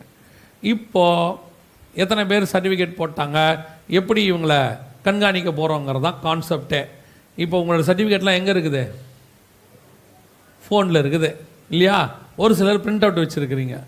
இப்போ பல இடங்களுக்கு நீங்கள் போகும்போது உங்கள் வேக்சின் சர்டிஃபிகேட், இ சர்டிஃபிகேட்னு பேர் அதுக்கு, அதை கேட்பாங்க. நிறைய பேர்ட்ட திடீர்னு இருக்காது. நான் ஒரு தடவை பாம்பேக்கு ஊழியத்துக்கு போகிறேன், கொரோனாவுக்கு அப்புறம் நிற்க வச்சு எல்லாரையும் சர்டிஃபிகேட் எடுங்கன்றாங்க.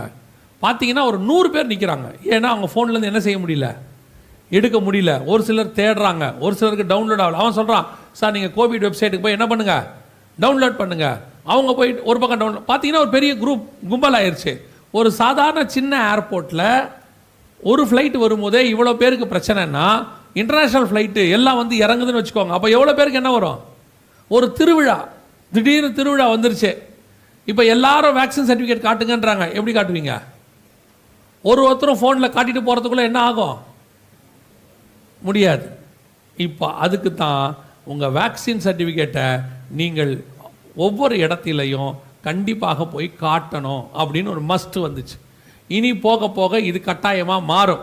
ஏன், இதுக்கு பிறகு 3ஆம் உலக யுத்தம் வரலாம், இதே மாதிரி இன்னொரு வியாதி வரலாம், இதை விட பெருசாக வரலாம். ஏன்னா பைபிளில் இதெல்லாம் இருக்கு, வரலாம். வரும்போது அவர்கள் அத்தனை பேருக்கும் இந்த மாதிரி ஒரு முத்திரையை போட்டுட்டு யார் யாரெல்லாம் வேக்சின் போட்டாங்க, யார் யாருக்கெல்லாம் இந்த சர்டிஃபிகேட் இருக்குது, இந்த ஆதாரில் இருக்க மொத்த டீட்டெயிலும் போட்டுருவாங்க கையில். போட்டுட்டு உங்கள் வலது கையிலையோ நெத்திலையோ இதை வச்சுருவாங்க. வச்சுட்டாங்கன்னா நீங்கள் போகிற இடங்கள்லாம் இந்த மாதிரி செக்கப் பண்ண தொடங்கிடுவாங்க. இங்கே பாருங்க, இந்த மாதிரி செக்கப் பண்ண தொடங்கிடுவாங்க. இப்போவே அப்படி இருக்குது, எல்லா இடத்துல இருக்க சவுண்டு வேண்டாம், இப்போவே இருக்குது, எல்லா இடத்துலையும் இருக்குது. போகிற இடங்கள்லாம் நெத்தியை காட்டணும், இல்லைன்னா கையை காட்டணும். இப்போ நல்லா கவனிங்க, இந்த கையிலையும் நெத்திலையும் முத்திரை போடுறங்கிற கான்செப்டு இப்போ திடீர்னு இதெல்லாம் 2000 வருஷத்துக்கு முன்னாடி பைபிளில் இருக்கு. இப்போ உங்களை திடீர்னு செய்ய சொன்னால் நீங்கள் என்ன மாட்டீங்க? செய்ய மாட்டோம். உங்களையே செய்ய வச்சாங்க. அப்படி கொரோனா முடிஞ்ச உடனே வெளியே போகும்போது உங்கள் அத்தனை பேரையும் எங்கே செக் பண்ணாங்க? எல்லா இடத்துலையும். ஏன், சர்ச்சுக்கு வரும்போது கூட செக் பண்ணணும்னு சொன்னாங்க. எந்தெந்த இடத்த செக் பண்ணாங்க? நெத்தி, இன்னொன்று கையை செக் பண்ணாங்க. வெளிப்படுத்தல் 13:16 என்ன சொல்லுது? சிறியோர் பெரியோர் ஐஸ்வர்யவான்கள் தரித்திரர் சுயாதீனர் அடிமைகள் இவர்கள் யாவரும் தங்கள் தங்கள் வலது கைகளிலாவது. இந்த வசனத்தை இப்போ நிறைவேறிச்சா இல்லையா? இந்த 2 வருஷமா நீங்கள் அதை செஞ்சிட்டு இருக்கிறீங்களா இல்லையா? உணர்வு வந்துச்சா? வெளிப்படுத்தல் 13:16க்கு என்னை பழக்கப்படுத்திக்கிட்டு இருக்கிறாங்க, என்னை ரெடி பண்ணுறாங்க. உங்கள் வேம்பார் மட்டும் இல்லை, தமிழ்நாடு இல்லை, இந்தியா மட்டும் இல்லை, உலகளாவிய வேர்ல்டு ஃபுல்லாக ஜனங்க எங்கே போனாலும் கையும் நெத்தியும் செக் பண்ணுறோம். இப்போ உங்கள் மைண்டில் ஏற்றிட்டாங்க, கையும் நெத்தியும் காட்டுறது தப்பு இல்லைன்னு உங்கள் மைண்டில் என்ன பண்ணியாச்சு? ஏற்றியாச்சு. அவங்களுக்கு உங்களை பற்றியே கவலை கிடையாது. உங்களுடைய அடுத்த ஜென்ரேஷன், உங்கள் பிள்ளைகள், நம்முடைய பிள்ளைகள், அவங்க மைண்டில் ஏற்றியாச்சு. நம்ம பிள்ளைங்கள் விளையாட்டுக்காவது போகும்போது வரும்போதெல்லாம் இப்போ என்ன பண்ண ஆரம்பிச்சிருச்சு? கையை நெத்தியும் காட்ட ஆரம்பிச்சிருச்சு. ஒருவேளை வருகை தாமதித்து நம்முடைய பிள்ளைகள் காலத்தில் வருகை வருமானால், நம் பிள்ளைகள் காலத்தில் அந்திகிறிஸ்துவின் ஆட்சியில் இந்த முத்திரையை வலது கையிலையும் நெத்திலையும் போடுங்கன்னா நம்ம பிள்ளைகள் உடனே போடும். ஏன் போடும்? இது எங்கள் அப்பா காலத்துலேருந்து இருக்கிற ஒரு டெக்னாலஜி, இதில் என்ன தப்பு இருக்குது அப்படின்னு சொல்லி இப்பத்திலிருந்தே அந்த வேலையை ஆரம்பிச்சாச்சு. அந்திகிறிஸ்துவினுடைய ஆட்கள் பூமியில் வலது கையிலையும் நெத்தியிலையும் போடுறதுக்கான வேலையை இப்போவே ஆரம்பிச்சிட்டாங்க. ஆரம்பித்து 2 வருஷம் ஆச்சு. 2021 ஆரம்பிச்சாச்சு. இப்போ 2023க்கு நம்ம வந்துட்டோம். இனி இன்னும் ஒரு வாரத்தில் வரப்போகிற 3 நாளில் இனி காலம் செல்லாது. இப்போ யோசித்து பாருங்க, பர்டிகுலராக 2 இடம் உங்களுக்கு என்னைக்காவது ஞாபகம் இருக்குதா? உங்கள் கையில் ஜுரம் செக் பண்ணி பார்த்துருக்குறீங்களா? இத்தனை வருஷத்தில் கையில் ஜுரம் செக் பண்ணி பார்த்தோமா? இது வரைக்கும் ஜுரத்தை நமக்கு நெத்தியில் கை வச்சு பார்ப்பாங்க, இல்லைன்னா கழுத்துக்கு கீழே கை வைப்பாங்க, இல்லைன்னா தெர்மாமீட்டர் வாயில் வைப்பாங்க, அக்களுக்கு கீழே வைப்பாங்க, ஏதோ ஒரு மெத்தட். கையும் நெத்தியும் ஏன் செக் பண்ணா? பர்டிகுலராக கையும் நெத்தியும், வேற எந்த இடத்தையும் செக் பண்ணல. உலகம் முழுக்க செக் பண்ணாங்க. 800 கோடி மக்களையும் செக் பண்ணாங்க. இது ஒரு பிராக்டிஸ். இது அவங்க நடத்தி பார்த்த ஒரு பிராக்டிஸ். நடக்குமா? நடந்துச்சு. ஜனங்க காட்டுவாங்களா? காட்டினாங்க. வரிசையில் நின்று காட்டுவாங்களா? காட்டுவாங்க. இப்போ அடுத்து ஒன்றே ஒன்று தான் செய்ய போகிறாங்க. உங்கள் மொத்த ஐடி கீடி எல்லாத்தையும் வாங்கிட்டு சர்டிஃபிகேட்டுக்காக உங்கள் உடம்புல உங்களுடைய ஆதார், உங்களுடைய டிரைவிங் லைசன்ஸு, உங்களுடைய இது எல்லாத்தையும் 1 கார்டாக மாற்றுவாங்க. அந்த 1 கார்டை இந்த சிப்பா தூக்கி உங்கள் உடம்புல போட்டுருவாங்க. அவ்வளோதான். முந்தின ஸ்டேஜில் இருக்கிறோம் இப்போ நம்ம. 1 கார்டு ஸ்டேஜ் வருது. 2023 1 கார்டு கொடுப்பாங்க. வாங்கும் போது உணர்வு வரணும், இந்த 1 கார்டு தான் என் உடம்புக்குள்ளே என்னவா மாறப்போகுது? சிப்பாக மாறப்போகுது. ரொம்ப தூரத்தில் இல்லை, வருகை ரொம்ப தூரத்தில் இல்லை. ஆட்டோமேட்டிக்காக இதை அப்படியே போட்டுருவாங்க. இப்போ நான் உங்களுக்கு இந்த ப்ரூஃப் காட்டுறேன்னு சொன்னேன் பாருங்க. இது 2010 வந்ததான ஒரு, இங்கே பாருங்க, இது 2010 வந்தது. 2010 வந்தது, பேப்பரில் வந்த நியூஸ். அப்போது அரசு கொடுக்கிறது ஆதார் அட்டை, ஆனால் அதை கொண்டு உங்களை கண்காணிக்கவும் செய்யலாம். இது தனியார் பத்திரிகையில் வந்தது. சொன்னது மாத்திரமல்ல, அதில் அந்த வட்டத்துக்குள்ளே என்ன கொடுத்துருக்குறாங்க பாருங்க. படிக்க முடியுதா? அரிசி அளவு உள்ள இந்த சிப்பை கைகளில் அல்லது நெற்றியில் பொருத்தி கொண்டால் எத்தனை வருஷத்துக்கு முன்னாடி? கீழே படிக்க முடியுதா? இங்கே கீழே 14 அக்டோபர் 2010. அப்படின்னா நீங்கள் கொரோனாவுக்கு கையும் நெத்தியும் செக் பண்ணது ஏதோ கொரோனாக்காக இல்லை, 2010லேயே பிளான் இருக்கு. நான் சொல்கிறது ஏதாவது புரியுதா? கொஞ்சமாவது உங்களுக்கு செக் பண்ணுற கருவியெல்லாம் 2010லேயே ரெடி. 2020 உங்களை ரெடி பண்ணாங்க, கையை நெத்தியும் காக்க வச்சாங்க. ஏன்னா நீங்கள் காட்ட மாட்டீங்க. பைபிள் படிக்கிறவங்க என்ன பண்ண மாட்டோம்? காட்ட மாட்டோம். வெளிநாட்டுக்காரன் சர்ச்சில் நல்லா இருக்கிறவங்களாம் காட்ட மாட்டான். இப்போ இவனை காட்ட வைக்கிறதுக்கு ஒன்று வேணும். அதுதான் வேக்சினோடைய இ சர்டிஃபிகேட்டோடைய ப்ரூஃபாக வரக்கூடிய ஐடி 2020 சிப்பு. அவ்வளோதான். இப்போ எல்லாம் ரெடியாக இருக்குது. இப்போ என்ன பண்ணுவாங்க? இன்னும் ஒரு ஏதோ ஒன்று நடக்கும், 3ஆம் உலக யுத்தமோ இல்லை இதே மாதிரி இன்னொன்னோ, அல்லது கடும் பஞ்சமோ, அல்லது ஒரு பெரிய சோலார் சுனாமியோ, ஏதோ ஒரு பெரிய பாதிப்பு உலகளாவிய பிரச்சனை ஏற்படுத்தும். மிகப்பெரிய அளவில் உயிர் சேதம் உலகளாவிய நடக்கும். அடுத்து கண்டிப்பாக நடக்கும். பைபிள்லேயும் இருக்குது, விஞ்ஞானிகளும் சொல்லியிருக்கிறாங்க. கர்த்தருக்கு சித்தமானால் நாளைக்கு அதை நம்ம பார்க்கலாம். அப்படி நடக்கும் பட்சத்தில் அதுக்கப்புறம் இந்த ஐடியை செக் பண்ணுவாங்க. எல்லாருக்கும் ஐடியை வச்சு செக் பண்ணுவாங்க. அவங்க ஐடியை கொடுத்து கையில் இதை என்ன செஞ்சுக்கங்க, போட்டுக்கோங்க. இனி இது இருந்தால் தான் நீங்கள் வேலைக்கு போகலாம், இது இருந்தால்தான் பிள்ளைங்க ஸ்கூலுக்கு போகலாம், இது ஆன்லைனில் கூட நீங்கள் இந்த உங்கள் தம்பு இம்ப்ரெஷன் வச்சாதான் உங்களுக்கு என்ன ஆகும், உள்ளுக்குள்ளே ஆப்குள்ளே நீங்கள் போக முடியும். ஸோ இந்த சிப் இஸ் வெரி இம்பார்ட்டன்ட்னு சொல்லி இது வந்து ஏதோ அப்போ கொண்டு வர மாதிரி காட்டுவாங்க. அன்னைக்கு உள்ள பிரச்சனைக்கு சொல்யூஷன் மாதிரி கொண்டு வருவாங்க. இது ஏற்கனவே ரெடி பண்ணி வச்சதுக்கு தான் பிரச்சனையை உண்டாக்கி இருக்கிறாங்க. சொல்யூஷனை ரெடி பண்ணிட்டு தான் அவங்க பிரச்சனையை ரெடி பண்ணியிருக்கிறாங்க. நம்ம என்ன நினச்சிக்கிட்டோம்? பிரச்சனைக்கான சொல்யூஷன் தான் இந்த கையிலையும் நெத்திலையும் செக் பண்ணுறதுன்னு. கையிலையும் நெத்திலையும் செக் பண்ணுறது 2010 இருக்குது. இப்போ பிரச்சனையை வர வச்சிருக்கிறாங்க. ஆட்டோமேட்டிக்காக இன்னும் இதை விட பெருசு வரும். இதை விட பெருசு வரும்போது உங்கள் கைகளில் நெத்திகளில் செக் பண்ண மாட்டாங்க, கையிலையும் நெத்திலையும் சிப்பு போட சொல்லுவாங்க. அதுதான் உங்களுக்கு மெடிசன்னு சொல்லுவாங்க. அது வழியாக தான் மெடிசன் போடுவோம். போட்டவங்களுக்கெல்லாம் மெடிசன் நீங்கள் போட்டுட்டீங்க, வேக்சின் போட்டுட்டீங்கன்னா உங்கள் கையில் நெத்திலேயே எங்கேயாவது ஒரு இடத்துல சிப்பு இருக்கும். இருந்தால் தான் நீங்கள் வேக்சின் போட்டிங்கன்னு அர்த்தம். அப்போ தான் உங்கள் பிள்ளைகளுக்கு ஸ்கூலில் இடம் கிடைக்கும் அப்படின்னு ஒரு மெத்தடை கொண்டு வந்துடுவாங்க. இப்போ தான் உங்களுடைய விசுவாசத்துக்கு சோதனை ஏற்படும். இப்போ தான் உங்களுக்கு கடைசி காலத்தினுடைய மிக முக்கியமான காலத்துக்குள் நீங்கள் கடந்து போவீர்கள். உங்களுக்கு கர்த்தர் கேட்குற கடைசி கேள்வி அப்போ தான் வரும். என்ன வரும்? கர்த்தர் தெய்வமானால் கர்த்தரிடத்தில் வாங்கள், பாகால் தெய்வமானால் பாகால் இடத்துல போங்கள். உங்களுக்கு எது வேணுங்கிற காலம் வரும். உங்கள் செல்ஃபோன் கூட உங்கள் உடம்புக்குள்ளே வந்துடும், தெரியுமா? இனி செல்ஃபோன் கூட இருக்காது. இப்போவே என்ன பண்ண தொடங்கிட்டாங்க அப்படின்னு கேட்டிங்கன்னா, உங்கள் செல்ஃபோனை உங்கள் உடம்புலேயே வைக்க தொடங்கிட்டாங்க. இங்கே பாருங்க, இது இப்போ இருக்குது பாருங்க. இது துபாயில் உங்கள் சிப்பை உங்கள் கையில் போடுறாங்க. உங்களோட சிம் கார்டை எங்கே போட்டுறாங்க? உங்கள் கையில் போட்டுடுறாங்க. அவன் என்ன சொல்கிறான் பாருங்க, அதில் என்ன சொல்லியிருக்கிறான்னா, no more cellphones, no more cellphones. அதை விட இவர் என்ன சொல்கிறார் பாருங்க. வரும் 2030ஆம் ஆண்டில் 6G தொழில்நுட்பம் வந்துவிடும் என நோக்கியோ நிறுவனத்தின் தலைமை நிர்வாக அதிகாரி பெக்கா லன்பர்ட் தெரிவித்துள்ளார். மேலும் இப்போது பெரும்பாலும் அனைவரது கைகளிலும் தவறும் மொபைல் போன் அப்போது பயன்பாட்டில் இல்லாமல் வழக்கறிந்து போய்விடலாம் எனவும் அதில் உள்ள பல அம்சங்களும் நமது உடலுடன் நேரடியாக கட்டமைக்கப்பட்டிருக்கும் எனவும் அவர் கூறியுள்ளார்.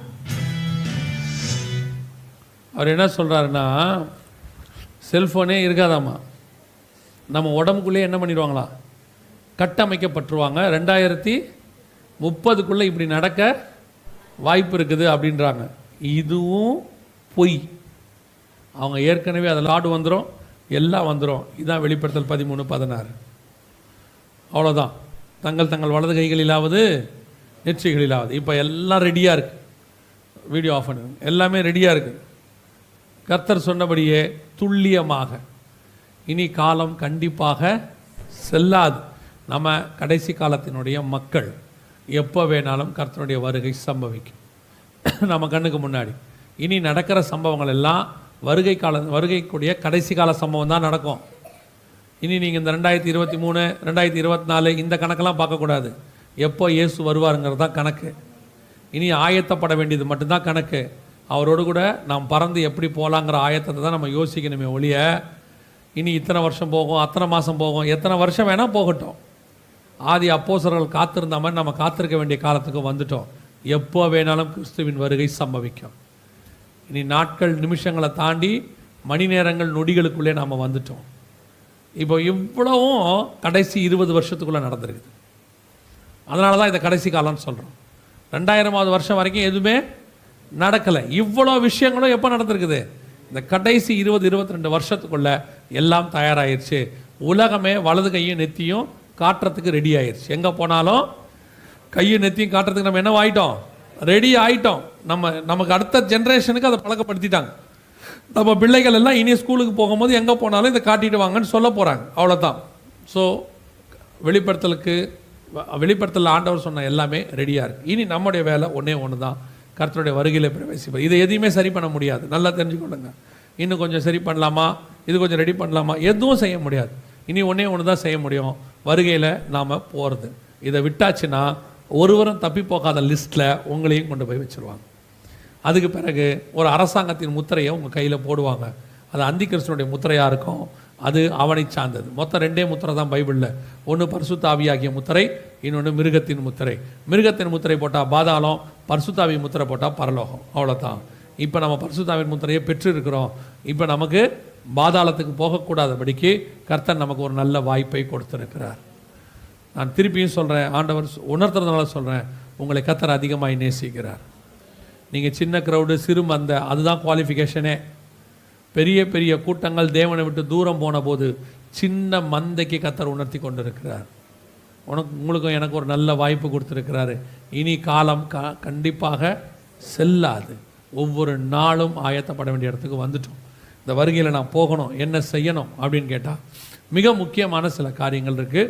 குறிப்பாக 7 காரியங்கள் இருக்குது. அதை நான் சொல்லிவிட்டு முடிக்க விரும்புகிறேன். முதலாவதாக, இயேசு கிறிஸ்துவின் ரத்தத்தினாலே பாவ மன்னிப்பின் நிச்சயத்தை நீங்கள் பெற்றிருக்க வேண்டும். இயேசு என் பாவத்தை மன்னிச்சாருங்கிற நிச்சயம் இருக்கணும். இல்லை நான் கிறிஸ்தவ குடும்பத்தில் பிறந்தேன், நான் தலைமுறையாக கிறிஸ்டின்னு, நான் கிட்டத்தட்ட 3 தலைமுறை 4 தலைமுறை சர்ச்சு உருவான காலத்தில் இருந்துருக்கிறோம், முதல் கல் வைக்க முதல்ல இருக்கிறோம். நீங்கள் யார் வேணால் இருந்துக்கோங்க. எப்போ தாயின் வயிற்றில் பிறந்தோமோ, வசனம் அப்படி தான் சொல்லுது, என் தாய் என்னை பாவத்தில் கர்ப்பம் தரித்தாள். பிறந்த அத்தனை பேருக்கும் ரட்சிப்பு தேவை. கிறிஸ்தவ குடும்பத்தில் பிறந்தாலும் சரி, கிறிஸ்தவ குடும்பத்தில் பிறக்காமல் இருந்தாலும் சரி. நீ எந்த குடும்பத்தில் பிறந்தன்றது முக்கியம் இல்லை. பிறந்துட்டீங்க, பிறந்தவங்களுக்கு எல்லாம் என்ன வேணும்? ரட்சிப்பு தேவை. ரட்சிப்புன்றது என்ன? உங்கள் இருதயத்தில் விசுவாசித்து வாயில் அறிக்கை பண்ணாதான் ரட்சிப்பு. புரியுதா உங்களுக்கு? இருதயத்தில் விசுவாசித்து வாயில் அறிக்கை பண்ணும், இயேசுவே என் உள்ளத்தில் வாரும், உண்மை என் சொந்த ரட்சகராக ஏற்றுக்கிறேன், உம்முடைய ரத்தத்தினால் என் பாவங்களை கழுவும் அப்படின்னு நீங்கள் அறிக்கை பண்ணிங்கன்னா தான் ரட்சிப்பு. 2வது, பிதா குமாரன் பரிசுத்தாவின் நாமத்தினாலே தண்ணீரிலே மூழ்கி ஞானஸ்தானம் எடுக்கணும். தண்ணியில் மூழ்கி எடுக்காத ஞானஸ்தானம் கிடையாது. குழந்தையில் கொடுத்தாங்க, சின்ன வயசில் கொடுத்தாங்க, எனக்கு தெரியாது, எப்போ கொடுத்தாங்கன்னு தெரியாதெல்லாம் இல்லை. ஞானஸ்தானம் எப்படி எடுக்கணும்? விசுவாசம் உள்ளவர்களாகி ஞானஸ்தானம் பெறுகிறவனே ரட்சிக்கப்படுவான். விசுவாசம் எப்போ வரும்?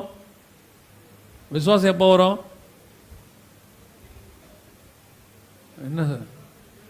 நம்பப்படும் மேல் உறுதியும் காணப்படாத மேல், அந்த நிலைமையில் வரதான் விசுவாசம். அந்த விசுவாசம் வந்த பிறகு எடுக்கிறதுக்கு பேர் தான் என்னது?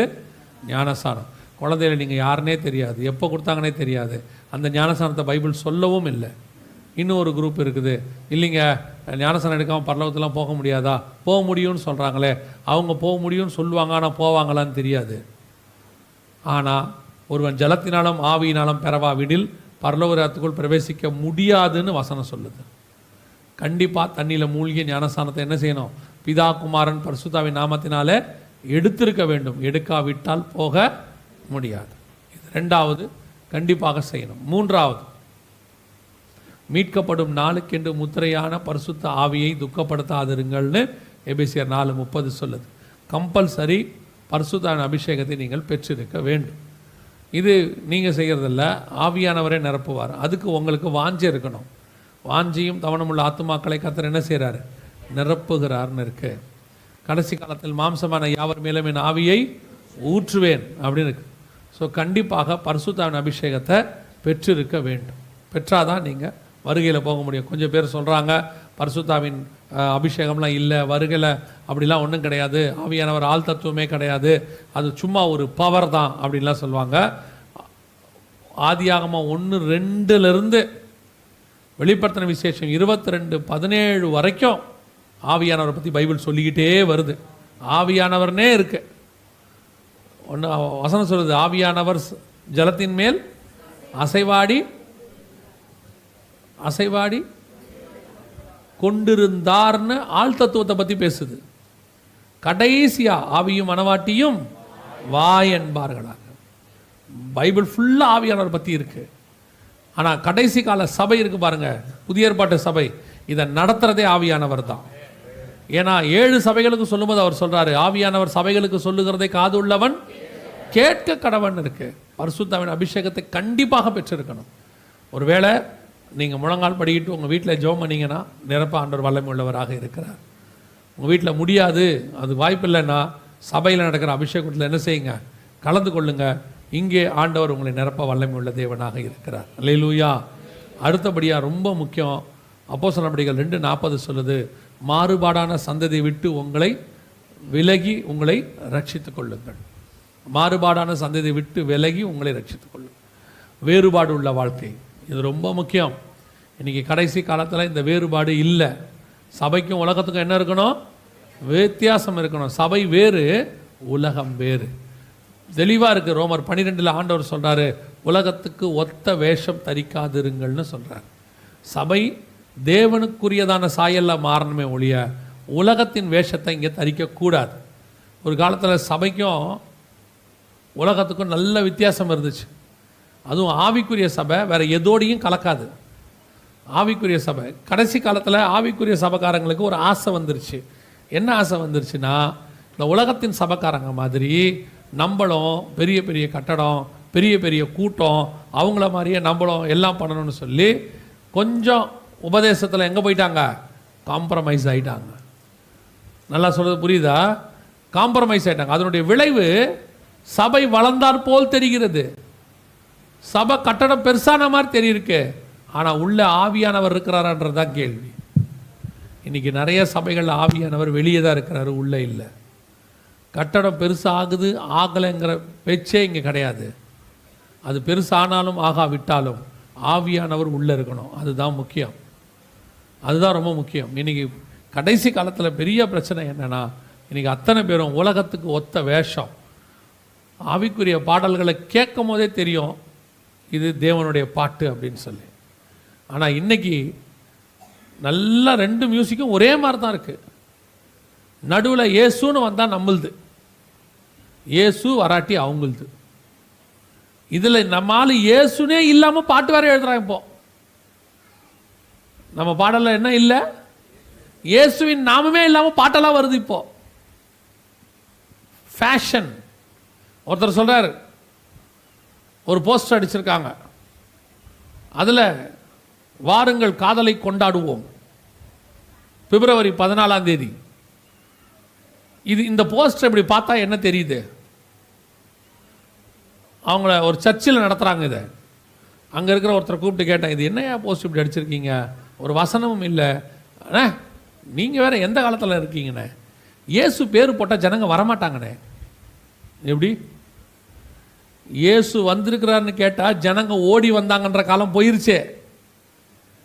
இயேசு இங்கிருந்து அந்த கடற்கரை இந்த கடலை கிராஸ் பண்ணி அந்த பக்கம் போகிறாருன்னு தெரிஞ்ச உடனே ஜனங்க சுற்றி அந்த பக்கம் வந்துட்டான். இயேசுக்கு கூட்டம் வராதாமா, காதல்னா கூட்டம் வருமாமா. பிசாசின் கூட்டம். இப்படிப்பட்டதெல்லாம் என்ன கூட்டம்? பிசாசின் கூட்டம். வானத்தின் கீழெங்கும் பூமியின் மேலெங்கும் ஒரே ஒரு நாமம் தான் இருக்கு. அந்த நாமம் இயேசுவின் நாமம். அதுக்கு இல்லாத மகிமை, அதுக்கு இல்லாத பெருமை, அதுக்கு இல்லாத வல்லமை இவனுங்க கிட்ட இருக்குதா? இன்னைக்கு கடைசி காலத்துல இயேசுவுடைய பெயரை மட்டப்படுத்துகிறதான கூட்டம். கேட்டா நூதனமா சுவிசேஷம் சொல்றாங்களாம். இப்படிலாம் சொன்னா தான் ஜனங்க வருவாங்க. வந்த பிறகு அங்க இயேசுவை பத்தி நாங்க பேசுவோம். நம்ம ஊர்ல ஒரு பழமொழி சொல்லுவான், கொக்கு தலையில என்ன செய்வானாமா, வெண்ணெயை வச்சு அது உருகி அந்த வெண்ணெய் கண்ணை மூடின பிறகு போய் என்ன பண்ணிப்பானாமா, கொக்க பிடிச்சுப்பானாமா. இன்னைக்கு அப்படி ஒரு கூட்டம் இருக்கு. இப்படி டிஃப்ரெண்டா நம்ம சொன்னா தான் ஜனங்க வருவாங்க. வந்த பிறகு இயேசு, ஓ இயேசுன்னு சொல்லியா முதல்ல, அதுக்கு வராதவன் வேற எதுக்கும் வரமாட்டாயா. அந்த நாமத்துக்கு இல்லாத பவர் வேற எதுக்கு இருக்கு? உன் பாட்டுக்கு இருக்கா, உன் பேச்சுக்கு இருக்கா, உன் அழகுக்கு இருக்கா, உன் சபைக்கு இருக்கா, உன் கேமராக்கு இருக்கா? உலகத்துல எதுக்குமே அந்த பவர் கிடையாது. அந்த பவர் வானத்துக்கும் பூமிக்கும் உள்ளதான பவர். அந்த பேரை சொன்னா கூட்டம் வராதான் சொல்றான். யோசிச்சு பாருங்க, கடைசி காலத்துல சபை எவ்வளவு மோசமான கண்டிஷனுக்கு போயிருச்சு பாருங்க. இயேசுவின் பேரை சொல்லாமையே சுவிசேஷம் சொல்லி ஜனங்களை வர வச்சு அங்க அவங்க என்ன செய்ய, இப்படி சொன்னவெல்லாம் காணாம போயிட்டான், இப்படி பேசினவெல்லாம் காணாம போயிட்டான். இப்பவும் திருப்பி சொல்றேன், சபை வேறு, அது உலகத்துக்கு ஒத்த வேஷம் தரிக்காது. இப்படித்தான் இருக்கணும்னு மனவாட்டிக்கு மனவாளன் எழுதி கொடுத்துருக்கிறார். உலகத்தில் இருக்கிற மனவாட்டி எப்படி வேணாலும் இருக்கலாம், அது அவனுடைய மனவாட்டி. இது கர்த்தருடைய மனவாட்டி. இது எப்படி இருக்கணுங்கிற டிசைன் பரலோகம் தான் சொல்லியிருக்குது, நீங்க யாரும் சொல்லக்கூடாது. இன்னைக்கு சபையை மோசத்துக்கு உலகத்துக்கு ஒத்த வேஷம் தரிச்சு இஷ்டப்படி ஆட்டம், இஷ்டப்படி பாடுறது. கேட்டால் அப்போ தான் யூத் விரும்புவான், அப்போ தான் கூட்டம் வரும். கூட்டம் வரும், எத்தனை கூட்டம் அங்கே வரும். இங்கே வர்றது முக்கியம் இல்லை, அங்கே வரணும், அதான் ரொம்ப முக்கியம். விசுவாசிகளுக்கு சொல்கிறேன், இன்றைக்கி கடைசி காலத்தில் உங்களை மோசம் போக்கும்படி நிறைய பேர் வெளியே அலையிறான். வித்தியாசமான உபதேசங்கள். ஒருவேளை இங்கே கொடுக்குற உபதேசங்கள் உங்களுக்கு கடினமாக இருக்கும், ஆனால் இந்த உபதேசம் உன்னை பரலோகத்துக்கு கொண்டு போகும். அதுதான் முக்கியம். கேட்கறதுக்கு நல்லா இருந்துட்டு நீ நரகத்துக்கு போகிறத விட கேட்கறதுக்கு கஷ்டப்பட்டு இருதயத்தில் குத்தப்பட்டவனாகி பரலோகத்துக்கு வந்துடுறது நல்லது. அல்லேலூயா, அதான் ரொம்ப முக்கியம். இந்த வேறுபாடுள்ள வாழ்க்கை, இன்னும் சில காரியங்கள் இருக்கிறது. இதை குறித்து நான் உங்களுக்கு நாளைக்கு சொல்லுகிறேன். கர்த்தருடைய வருகை தாமதிக்குமானால் நாம் ஏந்திரிக்க போகிறோம், நாம் ஜெபம் பண்ண போகிறோம். வெகு சீக்கிரம் ஆண்டவர் வரப்போகிறார். இனி காலம் கண்டிப்பாக செல்லாது. நாம் எல்லாம் எழுந்திரிப்போம். நாம் ஒரு 5 நிமிஷம் எனக்கு இருக்குது, அதில் முடித்து பாஸ்டர் கையில் கொடுக்க விரும்புகிறேன். கொஞ்சம் சீக்கிரம் எழுந்திரிப்போமா எல்லாரும்?